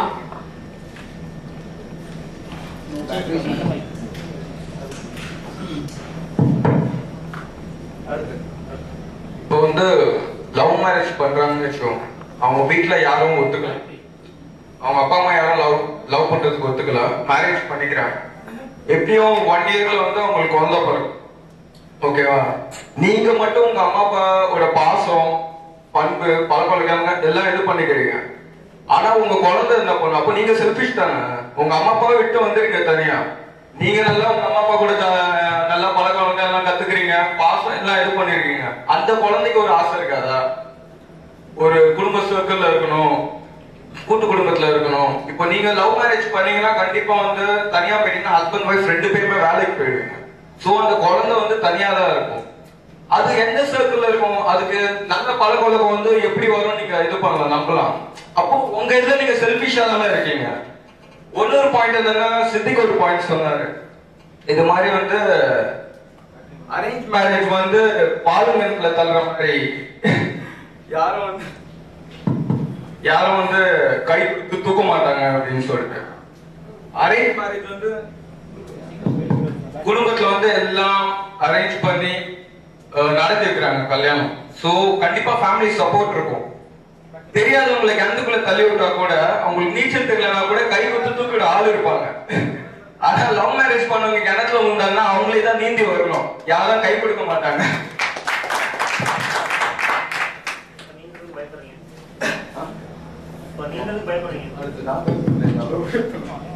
ஓகே, நானும் இப்போ சொன்ன பாயிண்ட் தான் சொல்ல போறேன். ஸோ செல்ஃபிஷ் சொன்னாரு, அது எந்தெந்த விஷயம்னு சொல்றேன். நம்ம பிறந்ததுல இருந்து நமக்கு ட்ரெஸ் எடுத்து கொடுக்கறது, ஸ்கூல்ல சேர்த்துறதுக்கு எல்லாமே நம்மள ஒரு ரைட் டிசிஷன்ல கைட் பண்றாங்க. எங்க அப்பா அம்மா இதை படிக்க வச்சிருக்காங்க, அவங்க மூலம் நான் அதை படிச்சிருக்கேன் அப்படி சொல்லும்போது பெருமையா அம்மா பார்த்து சொல்றோம். அவர் சொல்றாரு, ஒரு பொண்ணு நம்ம கல்யாணம் பண்ணி வச்சா மட்டும் பாலுங்க அப்படின்னா லைஃப்ல துணி எடுத்து கொடுத்தது வந்து எல்லாமே பாலுங்க சொல்ல வேண்டியது தானே. அது மட்டும் நல்ல விஷயம். அவங்க விருப்பத்துல நம்மள பிடிக்காத பொண்ணை கல்யாணம் சொல்ல மாட்டாங்க. நமக்கு நிறைய பொண்ணை காட்டி உனக்கு எது பிடிச்சிருக்கு அவங்க கூட பேசி பழகு, அதனாலதான் நிச்சயம் பண்ணி அவங்க 2 பேர் ஒத்து வரலாம். நிறைய நிச்சயம் வந்து நிச்சயம் பண்ணதுக்கு அப்புறம் இருந்திருக்கு அவங்க 2 பேருக்கு ஒத்து வரல அப்படின்னு. இன்னைக்கு சர்வேல வந்து லவ் மேரேஜ் தான் டிவோர்ஸ் ஜாஸ்தி பண்ணதா சொல்றாங்க. அவர் சொன்னது வந்து அரேஞ்ச் மேரேஜ் அப்படின்னாரு. ஆனா வந்து 23% மேரேஜ் வந்து லவ் மேரேஜ் வந்து இப்போ டிவோர்ஸ் தான் இருக்கு. அது இல்லாம பேரண்ட்ஸ் நம்ம மேல ஒரு ஹோப் இருக்கும். சோ இப்போ ஃப்ரெண்ட்ஷிப் எடுத்தா கூட இப்ப நம்ம மேல ஒரு நம்பிக்கை வச்சிருக்கான், அவன் நம்பிக்கை கிளம்ப நடக்கணும் அப்படின்னு நினைக்கிறோம். சோ அப்பா அம்மா வந்து சின்ன வயசுல இருந்து நம்ம மேல நம்பிக்கை வச்சிருப்பாங்க. நம்ம பையன் நம்ம எப்படி எல்லாம் பார்க்கணும் அப்படின்னு ஆசை வைப்பாங்க. சோ நமக்கு ஃபேவர் ஆனது எல்லாத்தையும் நம்ம பண்ணா அவங்க நல்லவங்க. இல்லப்பா நீ லவ் மேரேஜ் பண்ணக்கூடாது அப்படின்னு சொன்னோம்னா பேரண்ட்ஸ் எனிமே பார்க்க ஆரம்பிச்சிடறாங்க. அப்புறம் நான் என் வேலையை பார்த்துக்கிறேன், நீ உன் வேலையை பாரு அப்படின்னு சொல்லி அப்பாவே கொஸ்டின் கேட்க ஆரம்பிச்சிடறாங்க. சோ எத்தனை பெற்றோர்கள் வந்து மன உளைச்சலால அவதிப்படுறாங்கன்னு அவங்களுக்கு தெரியல. லவ் மேரேஜ் பண்ணி அவங்க வேலையை பார்த்து இதுவும் நல்லா அழகா இருக்கிற பொண்ணு அது வேலை செட்டில் ஆக பொண்ணா லவ் பார்த்து இவர் செட்டில் ஆகி போயிடாரு. திரும்பி அப்பா அம்மா பாக்குறது கிடையாது. அப்பா அம்மா எவ்வளவு கஷ்டப்படுறாங்க, நமக்காக என்ன பண்ணாங்க அதெல்லாம் யாரும் சொல்ல மாட்டாங்க. நான் சொன்னேன் மச்சான் நான் லவ் மேரேஜ் பண்ணேன் ஃப்ரீயா சொல்லிக்கிறேன். அதனால பெற்றோர்கள் எவ்வளவு மன உளைச்சல், அவனால சமுதாயத்துல அவங்க எவ்வளவு மத்தவங்களை சொல்லி கிடப்படுறாங்க. உன் பையன் இவ்வளவு பண்ண, அவன் பாரு ஒன்னு விட்டு போயிட்டான், இதுக்குதான் அன்னைக்கே சொன்னேன் அவனெல்லாம் அடிச்சு வளர்க்கணும்னு, உனக்கு செல்ல கொடுத்து வளர்க்குது அதான் தப்பு அப்படின்னு சொல்லி அப்பா அம்மா மேல தப்பு சொல்ல ஆரம்பிச்சிடறேன். ஏன் காதல் அப்படின்னே எல்லாரும் காதலிச்சா கண்டிப்பா தனியா தான் போய் இருக்கணும், அப்பா அம்மா சப்போர்ட் பண்ணக்கூடாது, சப்போர்ட் பண்ணாம இருக்க மாட்டாங்க, சப்போர்ட் பண்ணாம தான் இருப்பாங்க அப்படின்ற ஒரு தப்பான ஒரு நோக்கத்துல இருக்கீங்க. ஏன் ஒரு சொசைட்டி இப்படி யோசிச்சு பாருங்களேன். ரெண்டே ஒரு சின்ன வித்தியாசம் தான் இருக்கு. அப்பா அம்மா அல்லது நம்ம சொசைட்டி எப்படி பொண்ணை தேர்ந்தெடுக்குது அப்படிங்கறதுல பல ஃபேக்டர்ஸ் இருக்கு. 2 விஷயம் இருக்கு. ஓகே, ஒண்ணு வந்து நீங்களும் ஒரு பொண்ணை ஐடென்டிஃபை பண்றீங்க, ஐடென்டிஃபை பண்ணி ஓகே நீங்க உங்களுக்கு விருப்பப்பட்ட பொண்ணு அப்படின்னு சொல்றீங்க, வீட்டுல கல்யாணம் பண்ணி வைக்கிறாங்க, அதை கூட காதல் திருமணமா எடுத்துக்கலாம். சரிங்களா? அப்படி இருக்கும்போது உங்க பேரண்ட்ஸும் உங்களுக்கு சப்போர்ட் பண்ண போறாங்க. ஏன் பேரண்ட்ஸ் இதை எதிர்க்கணும்? நான் பேரண்ட்ஸ்க்கு அகேன்ஸ்ட் இல்லை. நான் என்னோட பேரண்ட்ஸ் இன்னும் ரொம்ப ஓகே ஆசையா பாத்துக்கிறேன். என்னோட பேரண்ட்ஸ்க்கு நான் இன்னும் சேவைகள் பல செய்யணும் அப்படின்னு தான் வச்சிருக்கேன். அவங்களும் எனக்கு காதல் திருமணமா இருந்தாலும் நான் என்னுடைய மனைவி ஏதாவது சொன்னா எங்க அம்மாவும் அப்பாவும் ஓகே அவளுக்கு வந்து சப்போர்ட் பண்ணுவாங்க. ஏன் அப்படின்னா குடும்பம் நல்லா இருக்கும் அப்படிங்கிறதுக்காக. அதனால ஒரு முக்கியமான விஷயம் நீங்க நல்லா வச்சுங்க, காதலிச்சா தனியா தான் போகணும், வீட்டை விட்டு ஓடி போயிடணும், வீட்டை விட்டு தனியா போய் அம்மா அப்பாவுக்கு எதிர்ப்பா இருக்கணும் அப்படின்றது அவசியம் கிடையாது. காதலிச்சும் குடும்பத்தோட சேர்ந்து கூட்டு குடும்பமாவும் இருக்கலாம். அது வந்து உங்க 2 பேர்கிட்ட இருக்கிற ஓகே குவாலிட்டிஸ், அதுக்கப்புறம் உங்க பேரண்ட்ஸ்க்கு இருக்கிற குவாலிட்டிஸை பொறுத்தது. அப்படி ஒரு ஓப்பனான சொசைட்டி நம்ம தேர்ந்தெடுத்தோம்னா அந்த காதலுக்கு அகேன்ஸ்டா காதலை ஏன் தப்பா பார்க்கணும் நீங்க? அதுதான் ப்ராப்ளமே. இப்போ வந்து சொசைட்டின்னு சொன்னாங்க இல்லையா, காதலிக்கிற அந்த தனிப்பட்ட நபர்களோ இல்ல அவங்களோட ஃபேமிலியோ வந்து அந்த லைஃப்பை வந்து டிசைட் பண்ண முடியாது, சொசைட்டி தான் தீர்மானிக்குது.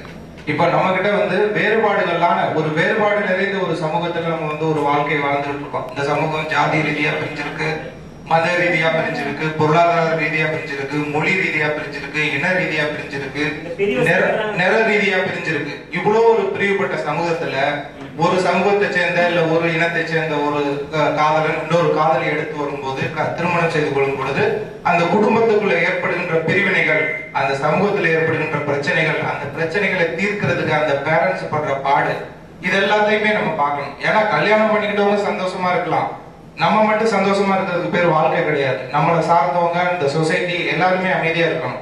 அதெல்லாம் செல்ஃபிஷ் இல்ல. இப்போ வந்து அதே மாதிரி டவுரி சிஸ்டம் சொன்னாங்க. டவுரி சிஸ்டம், அரேஞ்ச் மேரேஜ்ல வந்து டவுரி சிஸ்டம் இருக்கு.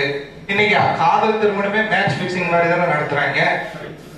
எதிர்பார்ப்பு இல்லாம எந்த காதல் நடக்குது, அவன் எவ்வளவு சம்பாதிக்கிறான், கார் வச்சிருக்கானா, அது இருக்கு, அதெல்லாம் பார்த்தா லவ்வே ஓகே பண்றாங்க. அதே மாதிரிதான் இவங்க பொண்ணு வெயிட்டா, பொண்ணு அப்பா இதெல்லாம் பார்த்துதான் எல்லாமே காதல் திருமணமே பிக்சிங்ல தான் நடக்குது. அதான் காதல் வியாபாரத்தை பத்தி தான் நானும் பேசிட்டு இருக்கேன். காதல் வியாபாரத்தை பத்தி தான் நானும் பேசிட்டு இருக்கேன். அப்படி காதல் ஒரு வியாபாரமா போச்சு. ரெண்டாவது வந்து காதல் அப்படின்னாலே வந்து ஒப்பனை, மிகைப்படுத்தப்படுதல் அப்படின்னு. இப்போ ஒரு விலங்குகள் எடுத்துக்காங்க. ஒரு மயில் வந்து என்ன பண்ணுது, பெண் மயிலை கவர்றதுக்காக தோகை விரிச்சு ஆடுது. அதே மாதிரி சில மாநிலங்கள் என்ன பண்ணுது, துணையை ஈர்க்கிறதுக்காக அட்ராக்டிவான வாசனையை வந்து வெளிப்படுத்துது. அதே மாதிரிதான் காதல் வந்துட்டாலே நடிக்க ஆரம்பிச்சிடும். நடிக்க ஆரம்பிக்கிறதுனால என்ன பண்ணுது, லைஃப்குள்ள போகும்போது பிரச்சனை வருது. அதே மாதிரி ஒரு ஃபேமிலி லைஃப் அப்படின்னு போகும்போது இப்போ வந்து காதல் திருமணம் அப்படின்னா என்னன்னா, வாத்தியார் கிளாஸ்ல நடத்துனதையும் படிச்சாச்சு, நம்மளாவும் படிச்சோம், எக்ஸாம் உட்கார்ந்து போதான் வரைக்கும் டியூஷனும் போடும். கடைசியா அந்த புக்கை படிக்கிறது எவ்வளவு கஷ்டமா இருக்கும். கிளாஸ் புக், அதாவது நம்மளோட பாட புத்தகத்தை படிக்கிறது எவ்வளவு ஒரு போரான விஷயமோ அதே மாதிரிதான் இந்த காதல் திருமணம். ஆனா அரேஞ்சு மேரேஜ் இருக்குல்ல, நம்ம மனசுக்கு பிடிச்ச ஒரு நாவலை வந்து மெல்ல மெல்ல படிக்கிறது மாதிரி. அடுத்த அத்தியாயம் என்னன்னே தெரியாது, அடுத்து வர்றது காமெடி ட்ராக்கா, ஆக்ஷன் ட்ராக்கா, லவ் ஸ்டோரியா என்னன்னே தெரியாது. அது ஒரு சஸ்பென்ஸா போயிட்டு இருக்கும். காதல் திருமணம் அப்படிங்கிற தொடர் நாடகத்துல ஃபர்ஸ்ட் 2 எபிசோடு வேணா கிளிகிளிப்பா போகலாம், அடுத்து வர்றது ஆக்ஷன் ட்ராக்கா இருக்கும், ட்ராஜடியா போயிடும். அதனால காதல் திருமணம் அப்படிங்கிறது வந்து காதலிக்கும் போது நல்லா இருக்கும். அதான் என் நண்பர் சொன்னது மாதிரி அது ஒரு அரிப்பு, சொரியும் போது நல்லா இருக்கும்.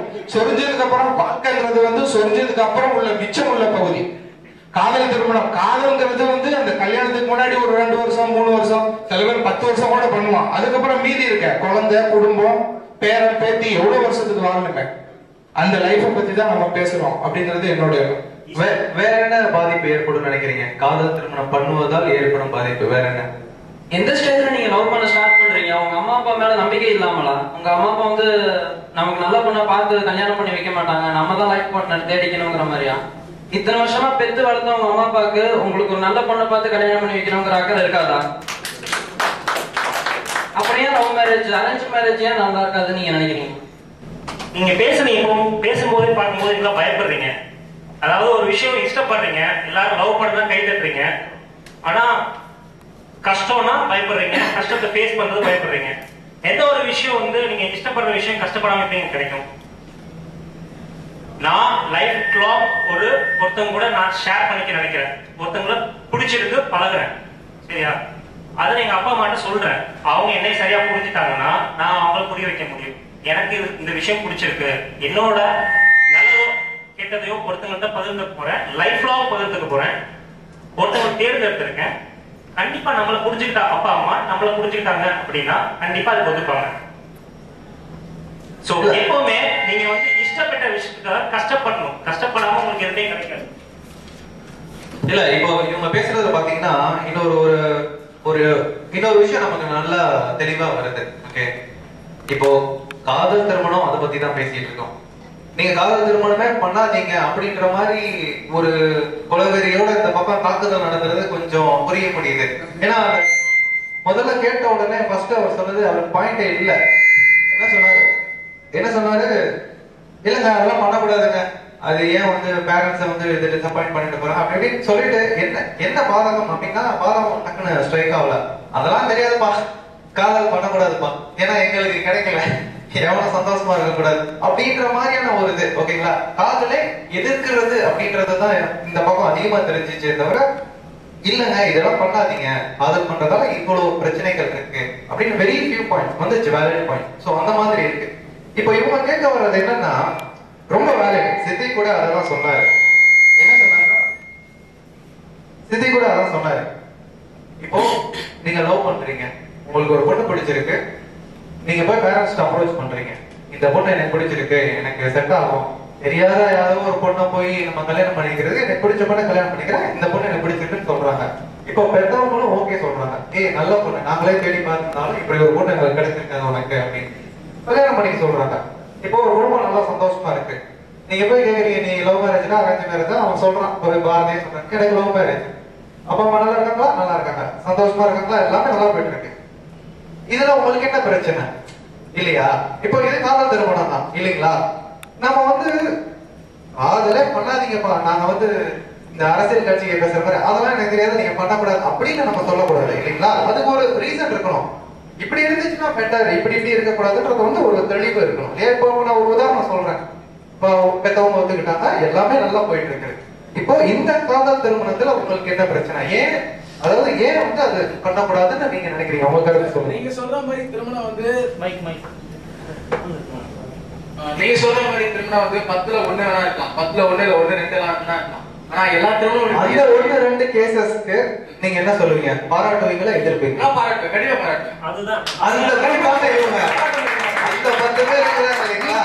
இல்ல ஒரு நிமிஷம் ஒண்ணு புரிஞ்சுக்கங்க. நீங்க சொன்னீங்களா கை தட்டலாம் சொன்னீங்களா? அந்த 1 2 வச்சு 1000 பேர்ல அந்த 10 பேர் தான் இவங்க. அந்த 10 பேர் அந்த விஷயத்தை பேசுறதுக்கு தான் இவங்க வந்துக்கிறாங்க இல்லையா? சோ நம்ம அதுக்கேத்த மாதிரி நம்ம சொல்லலாம். அதான் சார், நீங்க வந்து அந்த 1000 பேர்ல 100 பேர் இருந்தாலும் அந்த 100 பேர் வந்து சமூகம் ஆயிட்டாங்க. 6 பேர் சேர்ந்தா சமூகம், மீதி 900 பேர் பாதிக்கப்பட்டிருக்காங்க இல்லையா? அந்த 900 பேர் பாதிக்கப்பட்டிருக்காங்க. இந்த சைடு அதிகமா இருக்காங்க, இந்த சைடு அதிகமா இருக்கு. வேற என்ன பாதிப்பு? காதல் திருமணம் அப்படின்னு இப்போ நான் லவ் பண்றேன் அப்படின்ட்டு எங்க அப்பா அம்மாட்ட போய் சொல்லி எங்க அப்பா அம்மா ஏத்துக்கிட்டாங்கன்னா, அதே மாதிரி எல்லா அப்பா அம்மாவுமே ஏத்துக்கிட்டாங்கன்னா தலைவருக்கு அவசியமே இல்லாம போயிடுவேன். கண்டிப்பா இவங்களும் கூட அதுக்கு ஒத்துக்கணும்னு நினைக்கிறேன். நீங்க எதெல்லாம் வந்து தவறா சொல்றீங்களோ ஒண்ணு புரிஞ்சுக்குங்க. இந்த பக்கம் உட்கார்ந்து இருக்கிறவங்க வந்து நீங்க எதுக்கெல்லாம் தவறுன்னு சொல்றீங்களோ அதை இவங்களும் தவறுன்னு சொல்லுவாங்கன்னு நினைக்கிறேன். ஃபார் எக்ஸாம்பிள் நீங்க சொன்னீங்க ஸ்டேட்டஸ பார்த்துட்டு Facebookல நேத்து வந்து லைக் கொடுத்தோம், இன்னைக்கு லவ் பண்ணிட்டு போறாங்க. அந்த குரூப் இவங்க இல்லைன்னு நான் நினைக்கிறேன். நீங்க என்ன நினைக்கிறீங்க? இவங்க நீங்க எதெல்லாம் இல்லைன்னு சொல்றீங்களோ அவங்களும் உங்க சைடு தான் அந்த பாயிண்ட்ல. பட் இவங்க சொல்ல வர்றது வேற ஒரு விஷயம். தலைப்பே வந்து பேரண்ட்ஸ் போய் அப்ரோச் பண்ணும்போது ஏன் அவங்க பேரண்ட்ஸ் ஒத்துக்கிறாங்கன்னா நம்ம ஒத்துக்கலைன்னா நம்ம பேரண்ட்ஸ் நம்ம பசங்க நம்மளை விட்டு போயிடுவாங்களோ அப்படிங்கிற பயத்துல தான் ஒத்துக்கிறாங்களே தவிர அவங்க மனப்பூர்வமா ஒத்துக்கிறது கிடையாது. ஒரு விஷயம், நீங்க காதல் ஆரம்பிக்கும் போது உங்களோட டிசைடிங் ஃபேக்டர் எடுத்த உடனே ஒரு மனசுக்குள்ள ஒரு எண்ணம் வரும். ஒருத்தங்களை பார்த்த உடனே ஒருத்தன்றதை விட ஒரு சில காரியங்களை நோக்கி உங்களுக்கு உடனே ஒரு டெசிஷன் வரும். இந்த மாதிரியான டெசிஷன் உங்களோட ஜென்யூன் தாட்ஸை சொல்லுங்க. எப்படி இனிஷியலா ஸ்டார்ட் ஆகும், எப்படி ஸ்டார்ட் ஆகும்? ஓகே, நீங்க மூவிஸ்ல எத்தனையோ பார்த்துருக்கலாம், பார்க்காம பேரு தெரியாம அட்ரஸ் தெரியாம என்னெல்லாமோ பார்த்துருக்கலாம். ஆனா உங்களை பொறுத்த வரைக்கும் ஒரு இனிஷியல் ட்ரிகர் அப்படின்றது இருக்கும் இல்லையா? Right, now I am going to decide, இவங்களை வந்து நான் சூஸ் பண்றேன். அந்த சூஸ் பண்றதுக்கு ஒரு இனிஷியல் ஃபேக்டர் ஒன்று இருக்கும். அது என்னன்னு உங்களால வெளிப்படையா சொல்ல முடியுமா? ஒரு விஷயத்தை பிலீவ் பண்றோம் இல்லையா? பிலீவ் ஃபேக்டர் ஒவ்வொருத்தருக்கும் மாறுபடும். ஒருத்தவங்க வந்து கடவுள் இருப்பான்னு சொல்லுவாங்க. நான் டிவி டைப் வேற டாபிக் போயிட்டு இருக்கேன்னு நினைக்கிறேன்னா நான் I come back to the topic that we are talking here. ஒவ்வொருத்தருக்கும் வெளி ஃபேக்ட் வந்து மாறுபடும். So we cannot put that in our words. நான் ஒரு விஷயத்துல பிடிச்சிருக்கு அப்படின்னா, ஒருத்தவங்க நம்புறேன் அப்படின்னா, அவங்கள்ட்ட லைஃப் லாங் அவங்கள்ட்ட என்னோட நல்லது கெட்டது பரிமாறிக்க போறேன் அப்படின்னா, அங்க ஒரு நம்பிக்கை வருது. ஸோ அந்த நம்பிக்கை யார்கிட்ட வருது அப்படிங்கிற விஷயம் வந்துதான் லவ். அது நீங்க சொல்ற மாதிரி ஆண் பெண்ணுக்கு உண்டான லவ், அம்மா கிட்ட வைக்கிறது, தம்பி மேல வைக்கிறது, அன்பு ஸ்நேகம் வேற. லவ்லயே முடிஞ்சிடாது, திருமணத்துக்கு வரும். அதுதான் சொல்ல வரீங்க. வெளி கிட்டத்தட்ட எப்படி சொல்றாங்கன்னா, இப்போ கடவுள் இருக்காரா இல்லையா அது விவாதத்துக்குரியதான். யாரெல்லாம் கடவுள் இருக்குன்னு நம்புறாங்களோ அவங்க கும்பிடுறாங்க, இப்போ அது மாதிரி வெளி இல்லைங்களா? உன்னோட நம்பிக்கையை நான் வந்து குத்த சொல்றதோ என்னோட நம்பிக்கை குத்த சொல்றதா பிரச்சனையே வருது. உனக்கு ஒரு இதுல நம்பிக்கைப்பா, எனக்கு இதுல நம்பிக்கை. நீங்க எவ்வளவு நாள் யாரு கூட வாழ போறோம்? மேரேஜ் நம்ம 60 வருஷமோ 80 வருஷமோ வாழ போறோம். அந்த வாழ்ற நேரத்துல யாரு கூட நம்மளோட லைஃப்ல நடந்த நல்ல விஷயமோ கெட்ட விஷயமோ பரிமாறிக்க போறோம், ஷேர் பண்ணிக்க போறோம். அதுக்கு ஒரு ஆள் தேவைப்படுது. ஸோ அந்த தேவைப்படுற ஆளு என்னோட வாழ்க்கையில என்னோட லைஃப் டைம் என்னோட ஜேர்னிலேயே நான் சந்திக்கக்கூடிய சந்தர்ப்பம் எனக்கு கிடைச்சிச்சுன்னா அதை நான் சூஸ் பண்ணிக்கிறேன். என்ன தப்பு? என்னோட கேள்வி வந்து ரொம்ப உங்களோட இனிஷியல் தேர்வெடுக்கிற தன்மையான முதல் பாயிண்ட் என்ன? ஒருத்தங்களை போதும் பாக்குறீங்க, கேட்குறீங்க, என்னெல்லாமோ இருக்கலாம். But what is your first point that you decide? I'm not asking about the feeling. There is a decision making that you make. I understand. Right? So that decision making varies from people to people, from person to person, from approach to approach. So what is your decision factor initial? எதை பார்த்து decide பண்றீங்க? How do you decide your life path? First எடுத்தோன்னே யாருமே love பண்ண மாட்டாங்க. முதல்ல பார்த்தோன்னே அது லவ்வே கிடையாது.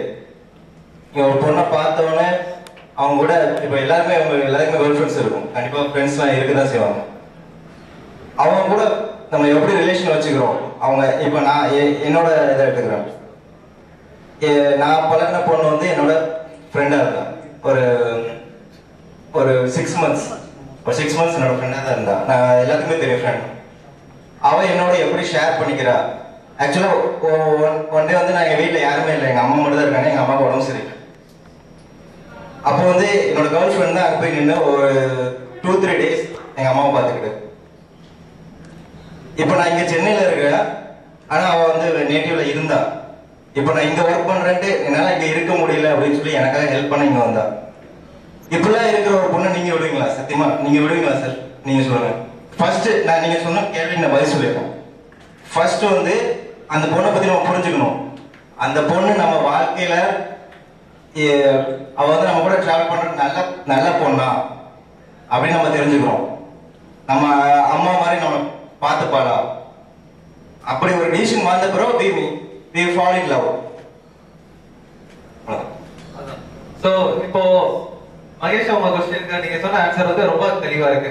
ஏன்னா அவங்க क्वेश्चन கேட்டப்போ பொதுவா எல்லாருமே என்ன நினைப்பாங்க தெரியுமா, இந்த சைடு இருக்கிற குரூப் இவங்க சொன்ன இந்த குறைகள் எல்லாம் என்ன சொன்னாங்கன்னா, இவங்க எல்லாம் ஏதோ விழுந்துறாங்கப்பா, இவங்களுக்கு எல்லாம் ஏதோ அறிவே இல்ல, இவங்க எல்லாம் சும்மா போய் விழுந்துறாங்க, இன்ஃபாக்சுவேஷன்ல விழுந்துறாங்க அப்படின்ற மாதிரி அவங்க குறை சொல்லிட்டு இருந்தாங்க. பட் நீங்க உங்க பதில்கள் மூலமா நல்லா தெளிவா புரிய வைக்கிறீங்க, நாங்க அந்த கிரௌடு கிடையாது, நீங்க யாரெல்லாம் திட்டீங்களோ அவங்க நாங்களும் திட்டிட்டு தான் இருக்கோம், அது காதலே கிடையாது.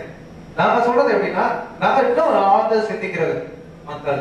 அதாவது அந்த பொண்ணோட வாழ்க்கை நம்ம வாழ்க்கை ஸ்மூத்தா போகுமா, அண்டர்ஸ்டாண்டிங் மேட்ச் ஆகுறாங்களா, இது எல்லாத்தையும் பார்த்து அறிஞ்சு உணர்ந்து அப்புறம் தான் நாங்க லவ் பண்றோம். மித்தவங்க மாதிரி நேற்று பார்த்தா இன்னைக்கு லவ் நாளைக்கு அந்த கிரௌட் நாங்க இல்லைன்னு சொல்லி ரொம்ப கிளியரா சொல்றாங்க.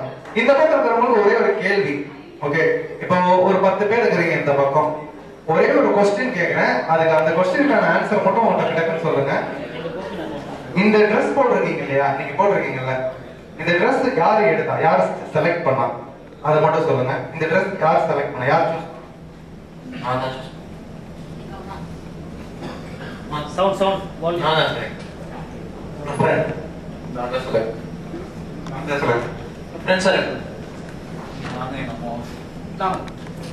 ஓகே, இப்ப பார்த்தோம்னா மெஜாரிட்டி ஆஃப் தி ஆன்சர்ஸ் என்ன வந்துச்சுன்னா, போடுற சட்டை பேண்ட் யார் சூஸ் பண்ணான்னு கேட்டா மெஜாரிட்டி ஆஃப் தி ஆன்சர் வந்து நான் தான் சூஸ் பண்ணேன் அப்படின்றாங்க. இப்ப இவங்க கேட்பாங்கல்ல, ஏன் நீங்க போடுற சட்டை பேண்ட்டையே நீங்க தான் சூஸ் பண்றீங்க. கிழிஞ்சு போச்சுன்னா தூக்கி போட போற சட்டை பேண்ட்டையே நீங்க தான் சூஸ் பண்றீங்க. 50 வருஷம் நான் வாழலையா? என் கூட அண்டர்ஸ்டாண்டிங்கா இருக்கு, எனக்கு ஃபிட்டா ஒரு ஒய்ஃப் நான் தானே சூஸ் பண்ணணும். அவங்க கேக்குறதுல என்ன தப்பு இருக்கு?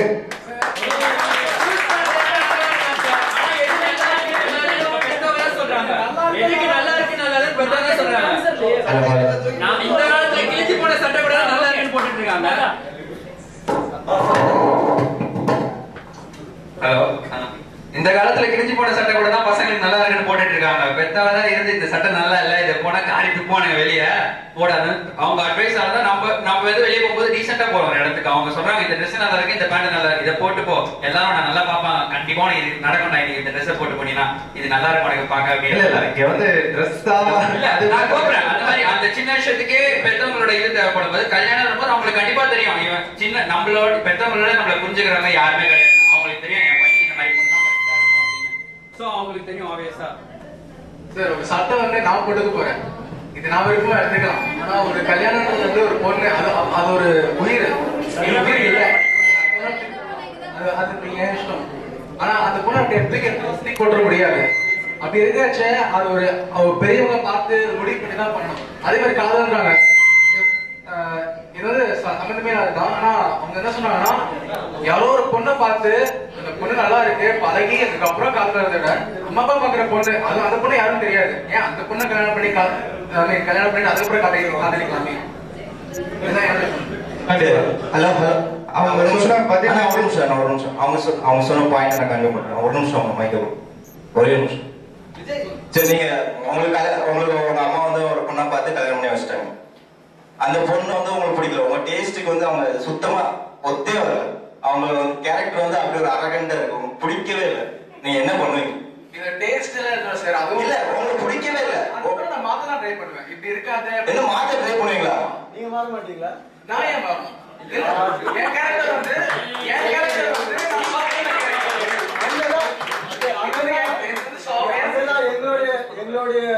இல்ல சார், அந்த பொண்ணு அரகண்டா நானும் அரகண்டா மாறி அதை மாத்த முடியாதுல்ல. அந்த பொண்ணு சாஃப்டான கேரக்டர் தான் என்னால கொண்டு வர முடியும். இல்ல, நீங்க ஃபுட் சூஸ் பண்றீங்க, நீங்க போடுற சட்டையை சூஸ் பண்றீங்க. ஏன் வந்து நீங்க கல்யாணம் பண்ணிக்க போற பொண்ணு? ஒரு நிமிஷம் அவரோட கேள்வி நீங்க நல்லா புரிஞ்சுக்கணும். உணர்ச்சியின் வேகத்துல நம்ம பதில் இருக்க கூடாது இல்லைங்களா? இப்ப வந்து யார் ஜெயிக்கிறாங்க அப்படி கிடையாது, அறிவுபூர்வமா இருக்கணும். உணர்ச்சியில வந்து நோ சொல்லிடுறாங்க. அவர் கேட்ட கேள்வி என்னன்னா, இப்போ உங்க அப்பா அம்மா ஒரு பொண்ணு செலக்ட் பண்ணி கொடுக்குறாங்க, உண்மையிலேயே அந்த பொண்ணு உங்களுக்கு செட்டே ஆகல, சரிங்களா? பிடிக்கவே இல்லை, என்னோட உங்களுக்கு தெரியுது, மைண்டுக்கு தெரியுது பிடிக்கலன்னு.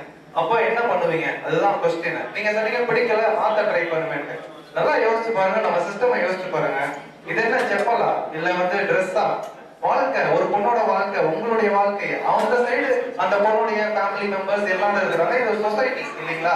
பிரச்சனை கல்யாணம் பண்ணிட்டு அப்புறம் பிடிக்கலன்னு கண்டுபிடிச்சிட்டு மாத்திக்கிட்டு போறது வந்து நம்ம கலாச்சாரம் கிடையாது. பிரச்சனை என்ன தெரியுமா? எங்களுக்கு பிடிச்ச வாழ்க்கையை நீங்க தேர்ந்தெடுத்துக்கிறோம்னு சொல்றீங்க. எப்படி தேர்ந்தெடுத்துக்கிறீங்க?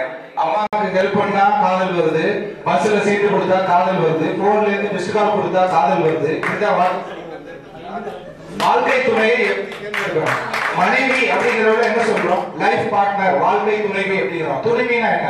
துணைவினா நீங்க 2 பேரும் மட்டும் வாழ்றது வாழ்க்கை கிடையாது. உங்க குடும்பத்துல வந்து உங்க குடும்பத்துல ஒரு உறுப்பினராகி, உங்க குடும்பத்துல உறுப்பினரானது மட்டும் இல்லாம உங்க சொந்த பந்தம் எல்லாத்துக்கூடயும் உங்க சேர்ந்து ஒரு வாழ்க்கை வாழும். இந்த சட்டை இன்னைக்கு நான் போட்டிருக்கேன், அடுத்த மாசம் இந்த சட்டை இருக்காது.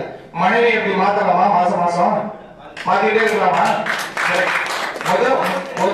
இதே பெரிய தப்பு. சட்டையும் வந்து வாழ்க்கை துணைவி எப்படி நீங்க கம்பேர் பண்ணுவீங்க? நீங்க காதல், என்னோட வாழ்க்கையை நான் தான் தேர்ந்தெடுக்கிறேங்கிறீங்க. நீங்க எந்த மெத்தடை யூஸ் பண்ணி தேர்ந்தெடுக்கிறீங்க? சட்டை வந்து சாதாரண விஷயம். வாழ்க்கைங்கிறது வந்து சமூகத்திலே ஒரு அங்கம். ஒரு எப்படி வந்து நீங்க செலக்ட் பண்றீங்க? எவனோ ஒருத்தன் எங்க இருந்து 4 போட்டோ போடுவான், அதுல ஒரு போட்டோ நீங்க சூஸ் பண்ணுவீங்க. நான் சூஸ் பண்ணுவேன். அப்பா அம்மா வீட்டுல உள்ள எல்லாரும் கலந்து பேசி, அவங்க சைடு உள்ள பெரியவங்க எங்க சைடு உள்ள பெரியவங்க எல்லாரும் பேசி வாழ போறது 2 பேர் தான். வாழ்றது நீங்க வந்து நாட்டுல வாழ்றீங்க, இந்த சமூகத்துல வாழ்றீங்க. அந்தமான் நிக்கோபார் தீவுல ஒரு தனி தீவு வச்சு அங்க போய் நீங்க வாழலாம். நீங்க வந்து இந்த சமூகத்துல வாழ்றீங்க. கிடையாது. அந்த சமூகங்கிற சவுத்துக்குள்ளதான் நீங்க வாழ்றீங்க. அந்த சமூகங்கிற சவுத்தை தாண்டி நீங்க வெளில போயிட்டீங்கன்னா மனித இடத்துல வரமாட்டீங்க. சொல்றது முக்கியமான பாயிண்ட் கவனிச்சீங்கன்னா நம்ம தனி ஆள் கிடையாது, ஓகேவா? தனி மனுஷன் கிடையாது, சமுதாயத்துடைய ஒரு அங்கம். ஓகே, நம்மளுடைய விருப்பன்றது வந்து இப்போ எனக்கு சட்டை பேட்டை கழட்டி போட்டு போனா ஃப்ரீயா இருக்கும் நினைக்கிறேன்னு வச்சுக்கோங்க, போக முடியாது, கல்லால அடிப்பாங்க இல்லைங்களா? நீங்க வந்து உணர்ச்சி வசப்படுறீங்க. காதல் அப்படிங்கறதுனால உணர்ச்சி வசப்படுறது, உணர்ச்சி வசப்படுறது. நீங்க எப்படி காதல் எப்படி வருது? கல்யாணம்ங்கிறதுக்கு வந்து 1008 ப்ரொசீஜர் அரேஞ்ச் மேரேஜ் இருக்கு. பொண்ணு பாக்குறது, அரேஞ்ச் மேரேஜ் எப்படி வந்துச்சு? அரேஞ்ச் மேரேஜ் எப்படி வந்துச்சு சரிங்களா?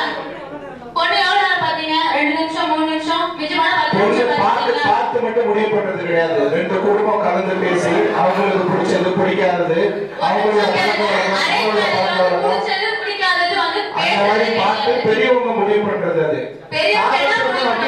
அது அவர் சொல்றாரு, அம்மாங்க விருப்பம் நாங்க லவ் வந்துச்சுங்கிறாரு. போன்ல இருந்து நேற்று பேப்பர் பாக்குறேன், போன்ல மிஸ்டு கால் கொடுத்தாங்க, ஏதோ தெரியாத நம்பர் மிஸ்டு கால் கொடுத்தாங்க, அந்த பொண்ணுக்கு லவ் வந்துச்சு. சரி ஓகே நீங்க திரும்ப திரும்ப சொல்ற சொல்றீங்க. அப்பா அம்மா மட்டுமே பார்த்து நடக்கிற கல்யாணம் 1000 கல்யாணம் இருக்கு. அரேஞ்ச் மேரேஜ் மாப்பிள்ள பாக்காத. அரேஞ்ச் மேரேஜ் வந்து ஒரு பொண்ணால சவரம் கொடுக்க முடியலன்னு பொண்ணு பார்த்தத கேஸ் சொல்லிருக்கு சரிங்களா? கல்யாணம் செய்யறது 2 திருமணத்துலயும் இருக்கு. நம்ம வந்து மெஜாரிட்டி ஃபேக்டர் எது வந்து இந்த சமூகத்துக்கு இன்றைய காலகட்டத்துக்கு எது ஒத்து போகுது அப்படிங்கறது. இந்த காலம் இல்ல, நீங்க ஆரம்ப காலத்துல இருந்து காதல் திருமணம் அப்படிங்கறதே ஒரு கனவு. காதல் திருமணம் அப்படிங்கிற பூ வந்து பூக்குறது வந்து சமாதியில பூக்குது, பல பேரோட சமாதியில. இப்ப வந்து எனக்கு வாழ பிடிக்கல அப்படின்னா அரேஞ்ச் மேரேஜ்ல எனக்கு வாழ பிடிக்கல, நான் போய் கிணத்துல விழுவ போறேன் நான் சொல்றேன். நீங்க என்ன சொல்றீங்க? எனக்கு வாழ பிடிக்கல, அம்மா அப்பா தங்கச்சி எல்லாரும் வாங்க சேர்ந்து ஜாலியா கிணத்துல விழுந்து விழுந்து விளையாடலாம்னு கூப்பிடுறீங்க. காதல் திருமணத்துல அதான் நடக்குது. மற்றவங்களோட உணவுகளை போட்டு அப்படி நீங்க வாழ்க்கை வாழணும் அப்படின்னு அவசியம். சுயநலம். நீங்க மட்டும் வாழணும், உங்களுக்கு பிடிச்ச பொண்ணு பக்கத்துல இருக்கணும், நீங்க மட்டும் சந்தோஷமா இருக்கணும். உங்க அப்பா அம்மா அண்ணன் தம்பி யாரை பத்தி உங்களுக்கு கவலை கிடையாது, உங்களை பத்தி மட்டுமே நினைக்கிற ஒரு சுயநலமான வாழ்க்கையை வாழ்கின்ற நபர்கள் தான் இந்த காதல் திருமணத்தை ஆதரிப்பவர்கள். இல்ல, அவர் சொல்றதுல பாயிண்ட் இருக்கு. என்ன சொல்ல வர்றாங்கன்னா, அவர் நம்ம வந்து தப்பா நினைக்க கூடாது. ஏன்னா கிட்டத்தட்ட உங்க பாயிண்ட் தான் அவர் சொல்றாரு. என்ன சொல்ல வர்றாங்கன்னா, பேரண்ட்ஸ் வந்து நம்ம அப்படியே விட்டுற முடியாது இல்லைங்களா? நம்ம சுயநலத்தோட வாழக்கூடாது இல்லைங்களா? நம்மளுடைய சுகத்திற்காக நம்ம சார்ந்தவங்க வந்து கஷ்டப்படுத்தி அதுல ஆழ்த்தி நம்ம சுயநலமா இருக்கக்கூடாது. அந்த ஒரு நல்ல இடத்துல தான் அவர் சொல்ல வர்றாரு. ஆனா நான் என்னோட ஒரு தலைமையான கருத்து என்னன்னா, இன்னும் அவர் ஒரு விஷயத்த புரிஞ்சுக்கலாம். நம்ம ஏற்கனவே சொன்னதுதான், நீங்க என்ன பாயிண்ட் சொல்றீங்களோ அதேதான் இவங்களும். அவங்களும் இதுக்கு உடன்பாடு கிடையாது. இவங்களுக்கும் சுயநலமாக இருக்கணும், காதல் திருமணம் பண்றவங்களுக்கு சுயநலமா இருக்கணும் அப்படின்ற உடன்பாடு இல்லாத பட்சத்தில், புரியுதுங்களா, எல்லாரும் இணக்கமா வரும் பொழுது பேரண்ட்ஸ் ஒத்துக்கிறாங்க, சொந்தக்காரங்க ஒத்துக்கிறாங்க, நமக்கு மனசு பிடிச்ச பொண்ணு கல்யாணம் பண்ணிக்கிறோம். அப்படி இருக்கிறதுல என்ன தவறு அப்படின்றதுதான் இவங்களுடைய தவறுன்னு நாங்க சொல்லல. இந்த சமூகம் அப்படி இல்லையே. எத்தனை பேரோட காதல் திருமணத்தை பெற்றோர் ஏத்துக்கிறாங்க, சமூகம் ஏத்துக்குது, சொந்த பந்தம் ஏத்துக்குது. இப்பதான் ஒரு ஸ்டெப் இறங்கி வந்திருக்காங்க. இப்ப என்ன சொல்றாங்க, அப்படி இருக்கிறதுல தவறு இல்ல. பட் இப்ப என்ன ப்ராப்ளம்னா, நம்ம அக்செப்ட் பண்ணிக்கிறோம், இந்த சமுதாயம் அப்படி இல்ல. எல்லா பெற்றோரும் ஏத்துக்கிறாங்கன்னா நம்ம சமூகம் சொல்றீங்க. உங்களை மாதிரி ஒரு 2 பேரா சேர்ந்து ஒரு 100 பேர் அதாங்க சமூகம். நீங்க தான் புரிய வைக்கணும் காதல்னா என்ன. சமூகங்கிறது நீங்க லவ் பண்ற 2 பேர் மட்டும் இல்ல, உங்க ஃபேமிலியும் சேர்த்து நான் சொல்றேன். அதான் சமூகம். சமூகம் கிடையாது. அப்பா இதெல்லாம் சேர்ந்ததுதான். உங்களுக்கு லவ் எப்படிங்க புரியும்? உங்க ஃபேமிலியே உங்களால புரிஞ்சுக்க முடியல, அப்புறம் உங்களை எப்படி ஃபேமிலி புரியும்?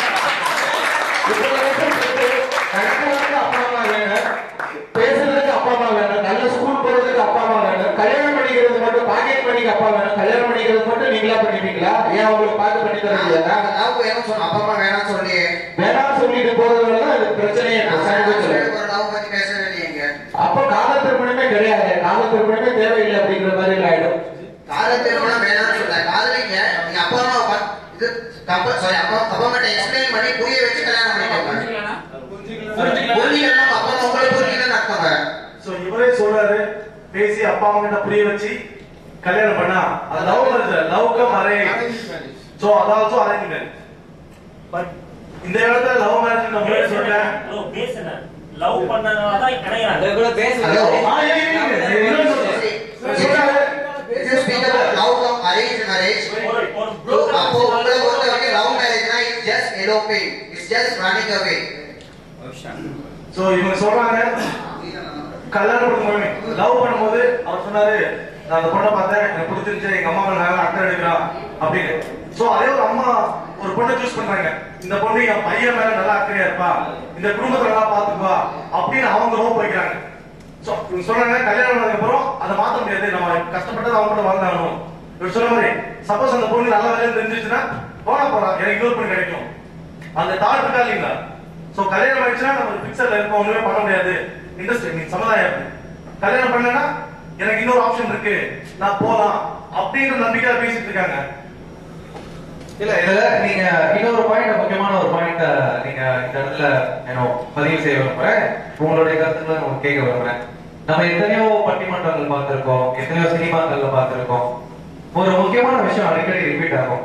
நீங்க பார்த்திருப்பீங்க, கல்யாணம் ஆகிறதுக்கு முன்னாடி அந்த இளைஞனுக்கு பயங்கரமான கனவுகள் இருக்கும். எனக்கு வந்து த்ரிஷா மாதிரி பொண்ணு வேணும், அப்படி இருக்கணும் இப்படி இருக்கணும், பயங்கர ட்ரீம் இருக்கும் எல்லாருக்குமே. 90% பொதுவாக பாத்தீங்கன்னா நிறைய கல்யாணம் ஆனவங்க, அரேஞ்ச் மேரேஜ் ஆனவங்க எல்லாருமே இதை ஒத்துக்குவான்னு நினைக்கிறேன். கரெக்டா அந்த பொண்ணு பார்த்து ஃபைனலைஸ் பண்ணோன்னே அவ்வளவுதான்டா முடிஞ்சிருச்சு, இதோட என்ன கொடுமை சார் அப்படின்னு ஒரு ஃபீல் இருக்கும் இல்லைங்களா?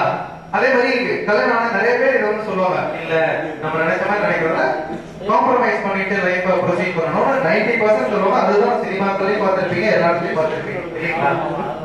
அப்படி ஒரு வாதம் நடந்துட வேணாமே, அப்படி ஏன் போய் மாட்டிக்கிறீங்க அப்படின்றதான் எங்களோட பாயிண்ட். இது ஏன் பிராட் மைண்டடா, ஏன் வந்து பிராட் மைண்டடா நாம இதை வந்து ட்ரை பண்ணக்கூடாது? ஃபார் எக்ஸாம்பிள் நீங்க சொன்ன மாதிரிதான், ஒருவேளை பேரண்ட்ஸும் ஒத்துக்கிறாங்க, எல்லாமே ஜாதி ஒழியுது, உங்களுக்கு இங்க டவுரி ஒழியுது, கல்யாணம் பண்ணிக்கிறவங்க சந்தோஷமா இருக்கிறாங்க, இந்த மாதிரி எல்லாம் இருக்கு இல்லையா? அப்படியே நம்ம வந்து அதை வந்து சமுதாயத்துல அங்கீகரிக்க கூடாது அப்படின்றதான் இவங்களோட கேள்வி. இதை பத்தி நீங்க நீங்க ஜாதி ஒழியுது அப்படின்னா சொன்னீங்க. இப்போ for example Hindu Muslim marriage பண்றாங்க, இவங்க 2 பேரும் ஓடி போயிடுறாங்க, அந்த ஃபேமிலி அடிச்சுக்குது. சோ இத வந்து 2 ஃபேமிலியில நடக்கிற பிரச்சனை, 2 பேரால நடக்கிற பிரச்சனைய இல்ல ஓடி போய் அதேதான் பேசிட்டு இருக்காங்க. சொல்லிட்டு ஓடி போறேன்னு சொல்றது அந்த காலம். இப்ப வந்து 2 பேரும் சம்மதிச்சுதான் கல்யாணம், 2 குடும்பத்தையும் சம்மதிச்சு கல்யாணம் பண்ணி அவர் சொன்ன மாதிரி சமுதாயத்தை ஏத்துட்டு தான் கல்யாணம் பண்ணி யாருமே இப்ப ஓடி போய் கல்யாணம் பண்ணி ஓடி போறது மட்டும் லவ் இல்ல. Love cum arrange is love marriage. Okay, ஓடி போறது மட்டும் லவ் இல்ல. உங்களை பொறுத்த வரைக்கும் ஓடி போறது மட்டும் தான் லவ். நான் then it is of no use. நாங்க சொல்றோம் then it is not love at all, it is fantasy. எதுக்காக கல்யாணம் பண்ணி ஒரு பொண்ணு பையன் கல்யாணம் பண்ணா அண்டர்ஸ்டாண்ட் பண்ணி லைஃப்ல ஒண்ணா போறது அப்படிங்கிறாங்க. அப்புறம் கல்யாணம் பண்ண அண்டர்ஸ்டாண்டிங் வராதுன்னு யாரும் சொல்ல மாட்டாங்க. சோ அவங்களுக்கு தெரியும் இந்த ஃபேமிலி இப்படி இருக்கு, நம்ம இப்படி அட்ஜஸ்ட் பண்ணி நடக்கணும். ஒருத்தருக்கு டாப் பிளஸ் இருக்கு, ஒரு மைனஸ் இருக்கு, 2 பேருமே அட்ஜஸ்ட் பண்ணி போறேன்னா அந்த கல்யாணத்துக்கே தேவை கிடையாது. நான் என் பாட்டு என் வேலையை பார்த்துட்டு இருந்தேன், எனக்கு யாரும் தேவை கிடையாது. எனக்கு எங்க அப்பா அம்மா பார்க்க எனக்கு தெரியும். இருந்தாலும் வீட்டுக்கு ஒருத்தங்க வேணும், நம்ம வந்து நமக்கு குழந்தை குட்டியெல்லாம் வேணும் அப்படின்றதான் ஒரு பொண்ணை சூஸ் பண்ணி நம்ம அதுக்கேற்ற மாதிரி வாழ்க்கையை லீட் பண்ணணும். சோ நம்மளே எல்லாமே டிசைட் பண்ணலாம், எனக்கு வந்து யாருமே தேவை கிடையாது, என் வாழ்க்கையை எனக்கு டிசைட் பண்ண தெரியும், எனக்கு நான் தான் முக்கியம், என்னை பெற்றா கூட முக்கியம் கிடையாது. இந்த கண்டிஷன் வந்தா நம்ம என்ன பண்ண முடியும்? நமக்கு வந்து சில தேவைகள் சிலதான் இருக்குன்னா அந்த டைம் நமக்கு முக்கியமா தெரியும், அவங்களால தேவை முடிஞ்சு போச்சு, இப்ப நம்ம வேலையை பார்த்துக்கலாம் அப்படின்ற போது கண்டிப்பா நம்ம வந்து மத்தவங்களெல்லாம் மறக்க வேண்டிய நிலைமையில இருக்கும். இதுதான் நடக்குது. இங்க வந்து காலேஜ் படிக்கிறீங்க, ஓகேவா? ஒரு பொண்ணை லவ் பண்றீங்க, நீங்க உங்க அம்மா அப்பா கிட்ட போயிட்டு படிக்கிற வயசுல எது காதல் எல்லாம் பண்றாங்க. அதுதான் படிக்கிற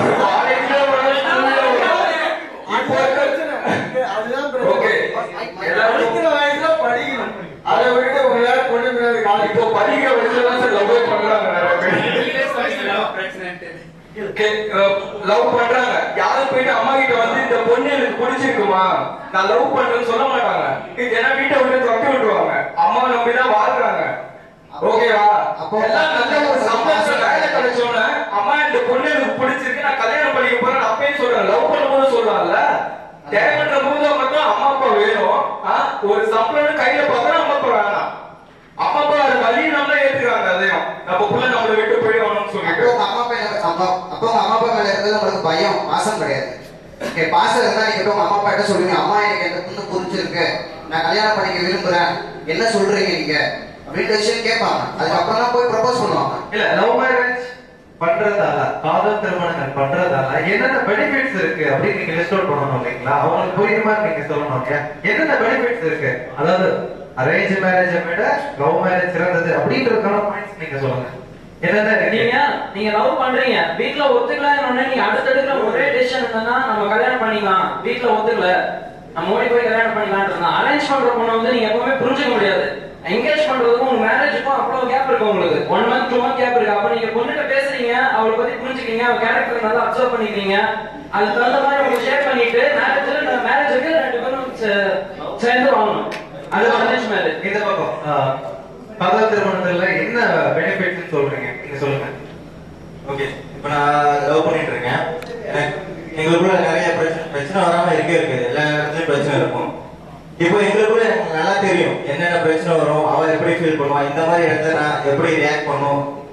இதெல்லாம் நீங்க திடீர்னு ஒரு பொண்ணை பார்த்து ஹலோ திடீர்னு நீங்க ஒரு பொண்ணை பார்த்து நீங்க போட்டோ பார்த்தோ டக்குன்னு போறவங்களுக்கு சத்தியமா உங்களுக்கு தெரியாது எப்படி ரியாக்ட் பண்ணணும் கூட தெரியாது. அந்த ஸ்டேஜ்ல கடைசியா என்ன நடக்கும்னா டைவர்ஸ் தான் நடக்கும் அந்த இடத்துல. ஆனா நம்ம லவ் பண்ண பொண்ணை எப்படி எந்த இடத்துல எப்படி ரியாக்ட் பண்ணணும் நமக்கு நல்லா தெரிஞ்சிருக்கும். ஏன்னா நம்மளுக்கு எக்ஸ்பீரியன்ஸ் இருக்கு, நம்ம இப்படிதான் இருப்பா. முன்னாடி சொன்னேன் லவ் மேரேஜ்ல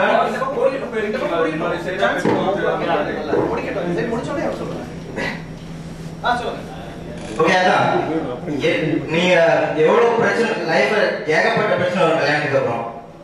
அத வந்து லவ் பண்றவங்க கண்டிப்பா ஒரு 2 days 3 daysல அவங்க திரும்பி ஒழுங்கா பேச ஆரம்பிச்சு நல்லா அவங்களுக்கு தெரிய ஆரம்பிச்சிடும். ஓகே ஐயோ இப்படிதான் இருப்பா, ஓகே கொஞ்ச நாள்ல சரியாயிடும் அந்த ஃபீல் வந்துடும்.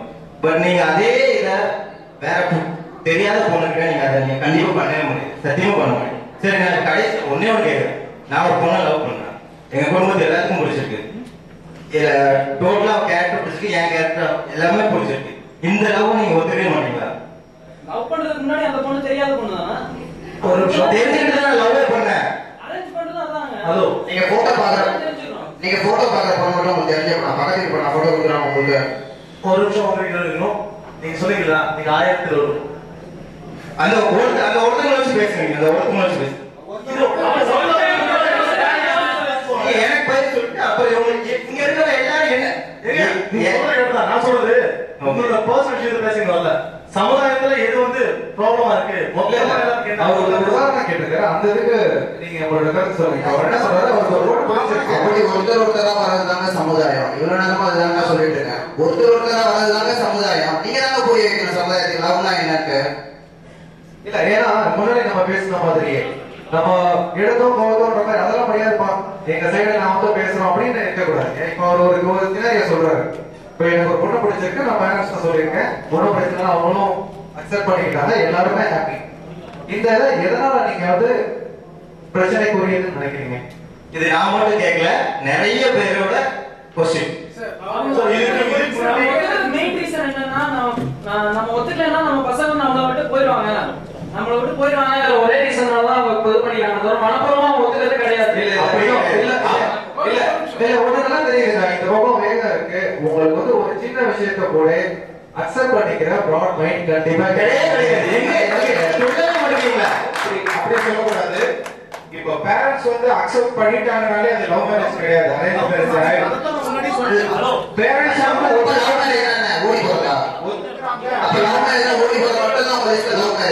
வந்து அப்படின்னா பேரண்ட்ஸ் ஒத்துக்கிறாங்க அப்படின்னா இந்த தலைப்பே தேவையில்லைங்க. நாங்க பார்த்தது அம்மா கிட்டே சொல்றோம், நாங்க பார்த்தது அம்மா கிட்ட சொல்றோம், அவ இப்படி இருக்கா இப்படி இருக்கா. பேரண்ட்ஸ் ஏத்துக்கிட்டாங்கன்னா இந்த விவாதமே தேவையில்லையே. லவ் மேரேஜா அரேஞ்ச் மேரேஜ் அந்த விவாதமே தேவையில்லையே. இங்க வந்து தலைப்பு வந்து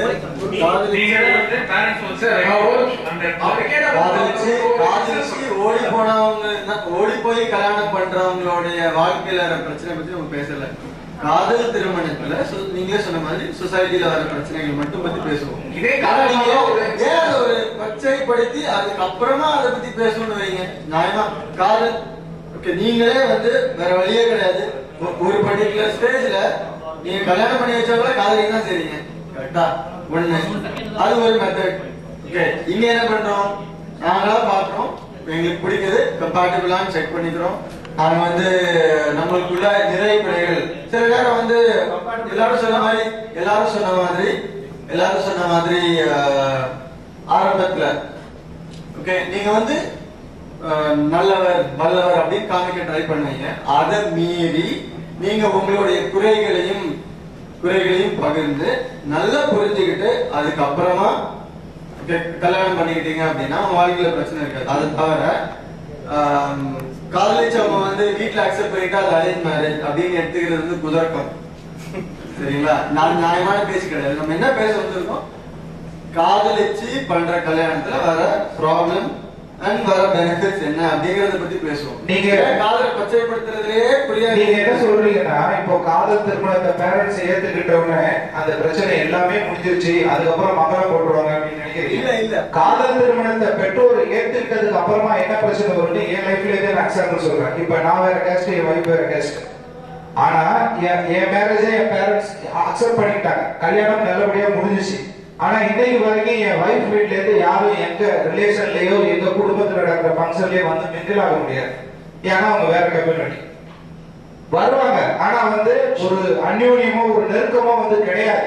நீங்க பேரண்ட்ஸ் அக்செப்ட் பண்ணிட்டா மட்டும் போதுமா? உங்க வீட்டுக்குள்ளேயே உங்க வாழ்க்கை முடிஞ்சிருமா, இல்ல உங்க பெட்ரூம்குள்ளேயே உங்க வாழ்க்கை முடிஞ்சிருமா? அதை தாண்டி வெளியில போக மாட்டீங்க. சொந்தம் பந்தமா வாழ்க்கை கிடையாது உங்களுக்கு. என்ன பண்றீங்க? லவ் மேரேஜ் உங்களை பத்தி மட்டும் தான் பேசுறீங்க. நம்மளை சுத்தி இருக்கவங்க எல்லாம் விட்டுட்டு நம்ம எப்படி ஒரு வாழ்க்கை வாழ முடியும்? அதுதான் என்னோட கேள்வி. ஏன் காதல் திருமணத்தை எங்க அம்மா அக்செப்ட் பண்ணிட்டாங்க. பல நல்ல டாபிக் இப்போ வந்துச்சு. இப்ப பாத்தீங்கன்னா அவங்க சைடுல சொல்றோம் காதல் திருமணத்துக்கு சாதகமாவும் பல பாயிண்ட்ஸ் இப்ப நம்ம பேசணும், பாதகமாவும் பல பாயிண்ட்ஸ் பேசினாங்க. இப்போ அந்த சைடு மேபி சான்ஸ் அதிகமா கொடுக்கலாம், சரியா ரிசர்வ் பண்ணலாம் நினைக்கிறேன். பட் நான் பதிவு செய்ய விரும்புறேன். அவர் சொன்னார் இல்லைங்களா, பேரண்ட்ஸ் ஒத்துக்கிட்டாங்க அப்படின்றப்ப இதுல என்ன தவறு இருக்கு? நம்ம ஓவராலா சேர்ந்ததுதான் சமுதாயம் இல்லைங்களா? நாம தான் அதை வந்து புரிய வச்சு அடுத்த மாற்றத்துக்கு வழிவகுக்கணும் அப்படின்னு சொல்லப்பட்ட பாயிண்டா இருக்கட்டும். ஆரம்பத்துல நிறைய பாயிண்ட் சொன்னாங்க, டவுரி, அப்புறம் அந்த காஸ்ட் சிஸ்டம், இதெல்லாம் போகுது, அண்டர்ஸ்டாண்ட் பண்ணிக்கிறீங்க, ஓகேவா? அது மாதிரி பாயிண்ட்ஸ் சொன்னாங்க. இந்த பக்கம் நிறைய பாயிண்ட்ஸ் சொன்னாங்க. எப்படின்னா காதல் திருமணம் பண்றதால பாதகம் என்னென்ன நடக்குது. ஏன்னா சில பேர் அவசரப்படுறாங்க. இப்பெல்லாம் சின்ன வயசுல பாத்தீங்கன்னா காதல்னாலே என்ன தெரிகிறது மட்டும் போய் கல்யாணம் பண்ணி அப்புறம் பிரிஞ்சு டைவர்ஸ் ஆகி நிறைய பிரச்சனைகள் இருக்கு. அப்புறம் வந்து நாம வந்து தனி மனுஷன் இல்லை இல்லைங்களா, சமுதாயத்துல ஒரு அங்கம் இல்லைங்களா? நம்ம அவசரப்பட்டு போய் கல்யாணம் பண்ணிட்டு நம்ம பெத்தவங்களையோ நம்ம சுத்தி உள்ளவங்களையோ இந்த பொண்ணு சொன்னாங்க. இப்போ ஒரு அக்கா இருக்காங்க, காதல் திருமணம் பண்ணிட்டாங்க, அவங்க தங்கச்சிக்கு கல்யாணம் வர சிக்கல் தான் இல்லைங்களா? அதையும் நம்ம மறைக்கிறது இல்லை. சோ இரண்டு சைடும் நம்ம பார்க்க வேண்டியது இருக்கு. ஆனா இப்படி பேசுறவங்க நமக்கு இன்னொரு பாயிண்டும் தெரியும். இது வந்து இங்கிலீஷ்ல சொல்லுவாங்க, இட் இஸ் நாட் பூலியன் அப்படின்னு சொல்லுவாங்க. இது ஏதோ வந்து எஸ் நோ கொஸ்டின் கிடையாது. அதை வந்து ரெண்டு தரப்பினரும் முதல் புரிஞ்சுக்கணும் இல்லைங்களா? காதல் திருமணம் பண்ணா நல்லது இல்ல கெட்டது, ஆன்சர் இஸ் நாட் பூலியன், ஓகேவா? அது அவங்கவுங்களை பொறுத்து அவங்கவுங்க எப்படி எடுத்துக்கிட்டு போறாங்கன்றத பொறுத்து மாறுறது இல்லைங்களா? என்ன சொல்லுவாங்க புரியுதுங்களா? இப்ப பண்ணவங்க எல்லாம் நல்லா இருக்காங்க அப்படின்னு சொல்லிட முடியாது, பண்ணாதவங்க எல்லாம் கேட்டு போயிட்டாங்க அப்படின்னு சொல்லிட முடியாது. It is not Boolean. அவங்கவுங்க அது எப்படி சிறப்பா எடுத்துக்கிறாங்களோ அப்படின்ற ஒரு பரந்த மனசோட நம்ம வந்து இதை அணுகிற முறை இருக்கணும் அப்படின்றது இந்த இடத்துல பதிவு செய்ய நிகழ்ச்சி நம்ம முடிக்கிறதுக்கு முன்னாடி ஒரு சிறப்பு சொற்பொழிவு இல்லைன்னா ஒரு ஸ்பீச் சொல்லலாம். நம்ம சைடர் அவர்கள் வந்து நிறைவு செய்வாங்க.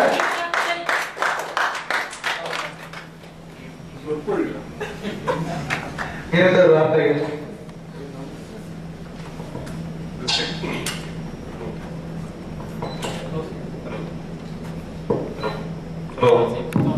இந்த ஸ்டேஜ்ல பேசுறதெல்லாம் எனக்கு ரொம்ப தெரியும். ஓகே, எல்லாம் ரொம்ப நல்லா பேசுனீங்க. நான் என்னுடைய ஓப்பன் ஒப்பீனியன் சொல்லிடுறேன். ஓகே, இந்த சைடு கொஞ்சம் வீக்கா இருந்த மாதிரி எனக்கு பட்டுச்சு. இல்ல எதுக்குன்னா நம்ம டாபிக் வந்து கிளியரா வந்து காதல் திருமணத்தின் சாதகங்கள் பாதகங்கள் தெளிவா இருக்கு. என்ன பெனிஃபிட், என்ன வந்து இம்பாக்ட். அந்த சைடுல கார்த்திக் ரைட். அந்த பாதகங்கள் என்னன்றது ரொம்ப கிளியரா டிஸ்கஸ் பண்ற மாதிரி எனக்கு ஒரு, நீங்க வந்து அது சரியா தப்பா தான் பேசிட்டீங்க விடாமட்டா. இதுல சரி தப்புன்னு ஒரு விஷயம் கிடையாது. யார் சொன்னது? நீ சொல்லியா? சரி தப்புன்னு ஒரு விஷயம் கிடையாது. என்னுடைய பர்சனல் ஒப்பீனியன் கேட்டீங்கன்னா காதல் திருமணம் சரியா தவறான்றதை பத்தி நம்ம இங்க பேச வரல. அது தவறு இல்ல சரி அப்படின்றதுல யாரும் மட்டும் முடிவு பண்றது கிடையாது. அதுல என்ன பெனிஃபிட் இருக்கு, என்ன நாட் பெனிஃபிட் அப்படின்றதுதான் நம்ம பேச வந்து. பர்சனலா சொல்லணும். ஃபார் எக்ஸாம்பிள், காதல் பேசிக்கா சொல்லணும். ஒரு நாட்டுக்கோட செட்டியார் பையன் ஒரு ஐயங்கார் பொண்ணு எல்லாம் கல்யாணம் பருப்பு சொல்லி ரசம் வாங்கி தான் அவங்க செய்வாங்க. புரியுதா? சோ அந்த ஃபிட்மெண்ட் வந்து எது பெட்டர் ஃபிட்மெண்ட் அப்படின்றதான் கொஸ்டின் என்ன கேட்டீங்கன்னா, காதல் திருமணத்துல வந்து குடும்பங்கள் இணையறது, ஒரு குடும்பமா வளர்றது, ஒரு சொசைட்டியா வளர்றது ஈஸியா, இல்ல வந்து அரேஞ்ச் மேரேஜ் ஈஸியான்னு கேட்டீங்கன்னா அரேஞ்ச் மேரேஜ் தான் ஈஸி. சோ லவ் மேரேஜ்ல சில ஓன் டிஸ்அட்வான்டேஜஸ் இருக்கு. அதாவது வந்து லவ் பண்ணி கல்யாணம் பண்ணிட்டா உடனே ஜாதி மதம்லாம் அழிஞ்சிட போறது கிடையாது. யாரும் சொன்னாங்க லவ் பண்ணி கல்யாணம் பண்ணா ஜாதிலாம் அதெல்லாம் ஒன்றும் அப்படிலாம் போறேன் ஒன்றும் இல்லை. ஃபார் எக்ஸாம்பிள் பார்த்தீங்கன்னா முதலியார் பையனும் கவுண்டர் பொண்ணு கல்யாணம் பண்ணி முடிச்சிட்டாங்கன்னு வச்சுங்களா, பொருளாதார குழந்தைக்கு என்ன டிசைட் பண்ணீங்க? சும்மா விட்டுறீங்களா? ஒண்ணு முதலியார் டிசைட் பண்ணீங்களா, கவுண்டர் டிசைட் பண்ணீங்க? அது இந்த முஸ்லீம் கேஸ்லயும் அதான் நடக்க போகுது. ஸோ டவுரி சிஸ்டம் வெளியே போறது கிடையாது. அது வந்து பொருளாதார ரீதியான ஒரு விஷயம். அதாவது வந்து ஓகே கல்யாணம் பண்ணி முடிச்சா சரி, உன் இஷ்டத்துக்கு கல்யாணம் பண்ணிக்கிட்டேன், ஆனா எங்க பொண்ணுக்கு நான் என்ன செய்யணுமோ அதை நாங்க செய்யறோம்ப்பா, நாங்க அதுல விட்டு கொடுக்க விரும்பலன்னு சொல்லிட்டு பொருளாதார ரீதியா ஸ்ட்ராங்கா இருக்கிற ஃபேமிலி என்ன பண்ணுவாங்கன்னா, சரி ஓகே மாப்பிள்ளைக்கு ஒரு பைக் இல்ல ஒரு காரு, அந்த சிஸ்டம் எக்ஸிஸ்டா தான் இருக்கும். சிஸ்டத்துல எந்த மாற்றமும் இருக்க போறது கிடையாது. நம்ம கேட்டு டிமாண்ட் பண்ணி அரேஞ்ச் மேரேஜ்ல வாங்குற அந்த விஷயங்கள் வந்து லவ் மேரேஜ்ல ஓவர் பீரியட் ஆஃப் டைம் தானா வரும். ஆனா அந்த பிசினஸ் வந்து ஸ்டில் எக்ஸிஸ்ட். ஓகே, அரேஞ்ச் மேரேஜ்ல பாத்தீங்கன்னா உங்களுக்கு எல்லா இடத்துலயும் டவுரி சிஸ்டம் இருக்கிற மாதிரி தெரியல. கொஞ்சம் தள்ளி ஊர் பக்கம் போனீங்கன்னா அந்த மாதிரி சிஸ்டம் எல்லாம் இருக்குது. எனக்கு தெரிஞ்சு இப்போ கொஞ்சம் இப்ப இருக்கிற சினாரியோல அதை டிமாண்ட் பண்ணி யாரும் கேட்கறது இல்லை. உங்க பையனுக்கு உங்க பொண்ணுக்கு நீங்க என்ன செய்யணும்னு விருப்பப்படுறீங்களோ செஞ்சுக்கணும்னு சொல்லிட்டு ரொம்ப பாலிஷ்டா போயிடுறாங்க. ஆனா ஒரு கேரண்டி இருக்கும், அவ்வளவுதான். லவ் ஓகே, லவ்ன்றது வந்து ஒரு பெரிய போர் மாதிரி. நிறைய ஸ்ட்ராட்டஜி இருக்கும், ஓகே, நிறைய ஃபைட் இருக்கும். எல்லாம் முடிச்சுட்டு கடைசியில வின் பண்ணிட்டு ஒரு இடத்துல போய் நின்று பாத்தீங்கன்னு வச்சுக்கலாம், பெரிய ஒரு ஃபீல் ஃபேக்டர் இருக்கும், ஜெயிச்சிட்டோம் அப்படின்னு சொல்லிட்டு. ஆனா பின்னாடி திருப்பி பாத்தீங்கன்னா நிறைய இழப்பு இருக்கும். அது யாரும் நோட் பண்றது கிடையாது. ரீசன் அப்ப போய் திருப்பி பார்ப்போம், ஒரே ரசமா இருக்கும். அரேஞ்ச் மேரேஜ்ல அது கிடையாது. அப்படியே ஸ்மூத் சைலிங் பாத்துக்கலாம், புதுசா அண்டர்ஸ்டாண்ட் பண்ணிக்கலாம். லவ் பண்ணும் போது எல்லாத்தையும் பேசி முடிச்சுட்டு அப்புறமேட்டு கொஞ்சம் தனியா ட்ரெயின்ல போகும்போது போர் அடிக்கிற மாதிரி இருக்கும். அரேஞ்ச்ல பாத்தீங்கன்னா புதுசா ஓகே இப்பதான் ட்ரெயின் ஜேர்னி ஆரம்பிச்சிருக்கு, கொஞ்சம் கொஞ்சமா பேசிட்டு ஸ்லோவா போலாம்னு சொல்லிட்டு. இது என்னுடைய பர்சனல் ஒப்பீனியன். பட் ஒரு விஷயம் என்னன்னா, ரொம்ப நல்லா பேசுனீங்க எல்லாரும், அடிக்கடி ரொம்ப எமோஷனல் ஆயிட்டீங்க. ஆனா என்னன்னா கொஞ்சம் நீங்க ப்ரிப்பேர் பண்ணிட்டு வந்திருக்கலாம்ன்றது என்னுடைய ஒப்பீனியன். ஏன்னா நிறைய பேர் நீங்க பேசவே இல்லை. ஃபார் எக்ஸாம்பிள் பாத்தீங்கன்னு வச்சுங்களேன், நீங்க பேசல, நீங்க நிறைய பேர் நீங்க பார்ட்டிசிபேட் பண்ணல. ஏன்னா அட்டாக் வந்து ரொம்ப ஜாஸ்தியா வந்துருக்கு அப்படின்னு சொல்லிட்டு சமூக ரீதியா, ஜாதி ரீதியா, மத ரீதியா, இன ரீதியா, பொருளாதார ரீதியா அப்படின்னு சொல்லிட்டு கார்த்திக் அடுக்கின உடனே இந்த வார்த்தை கோர்வைகள் வந்து மாட்டிக்கிட்டீங்க. அடுத்து என்ன பேசுறதுனே தெரியல. ஓகே நீங்க செய்யறது தப்பு, நீங்க செய்யறது ரைட் அப்படின்ற மாதிரி நம்ம சொல்லுவோம். நெக்ஸ்ட் டைம் ப்ரிப்பேர் பண்ணீங்கன்னா it would be more conversant என்ன கேட்டீங்கன்னா. Okay, good job, thanks. அது ஒரு பெரிய முயற்சி, புது முயற்சி, வெரி டீப். ஆஸ் யூஷுவல் எல்லாத்தையுமே கொஞ்சம் டிஃபரெண்டா பண்ணுவீங்க, ரொம்ப நல்லா டிஃபரெண்டா பண்ணிருக்கிறீங்க. ஒன்னே ஒன்று சொல்லணும்னு நினைச்சேன். லவ் பண்ணி கல்யாணம் பண்ணிக்கிறது பெட்டரா இல்ல வந்து அரேஞ்ச் மேரேஜ் பண்ணிக்கிறது பெட்டரான்னு கேட்டீங்கன்னா சிம்பு கேட்கலாம். சிம்பு கேட்டாலும் சிம்பு எது கொஞ்சம் நல்லா இருக்கும்னா, அரேஞ்ச் பண்ணி கல்யாணம் பண்ணிட்ட பொண்ண லவ் பண்றது கொஞ்சம் சுலமா இருக்கும். நீங்க கொஞ்சம் விவகாரமான பசங்க, தெல் பசங்க, அதனால தெளிவா சொல்லிடுறேன். லவ் பண்ண கல்யாணம் பண்ண அதே பொண்ணா கல்யாணத்துக்கு அப்புறம் லவ் பண்ண கொஞ்சம் நல்லா இருக்கும். எனக்கு அந்த ஒரு விஷயம் தெரியாது. Okay, all the very best, நல்லா பண்ணீங்க. தேங்க்யூ. தேங்க்யூ. இப்போ பிரைஸ் டிஸ்ட்ரிபியூஷன் டைம். இப்போ ஒவ்வொரு சைடும் சிறப்பா பேசினவங்களுக்கு ஒரு ரெகக்னிஷன் கொடுப்போம் இல்லைங்களா? இப்போ இந்த பக்கம் இருந்து ஆல்மோஸ்ட் எல்லாருக்குமே தெரிஞ்சிருக்கும்னு நினைக்கிறேன். சிறப்பா பேசின கார்த்திக்கு பிரைஸ் கொடுக்குறாங்க. Requesting director.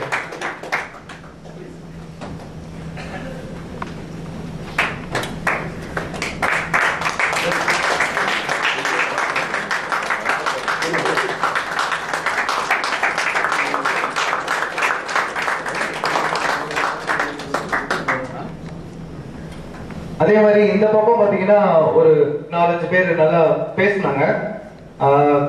அந்த கடைசியில ஒரு பிளாக் டி ஷர்ட், அவர் கொஞ்சம் நல்லா டிஃபரெண்டான பாயிண்ட்ஸ் சொன்னாரு. அவருக்கு பரிசளிக்கிறோம். சசி அவர்களை அழைக்கிறோம், மேடைக்கு அழைக்கிறோம். பிரைஸ் கொடுங்க.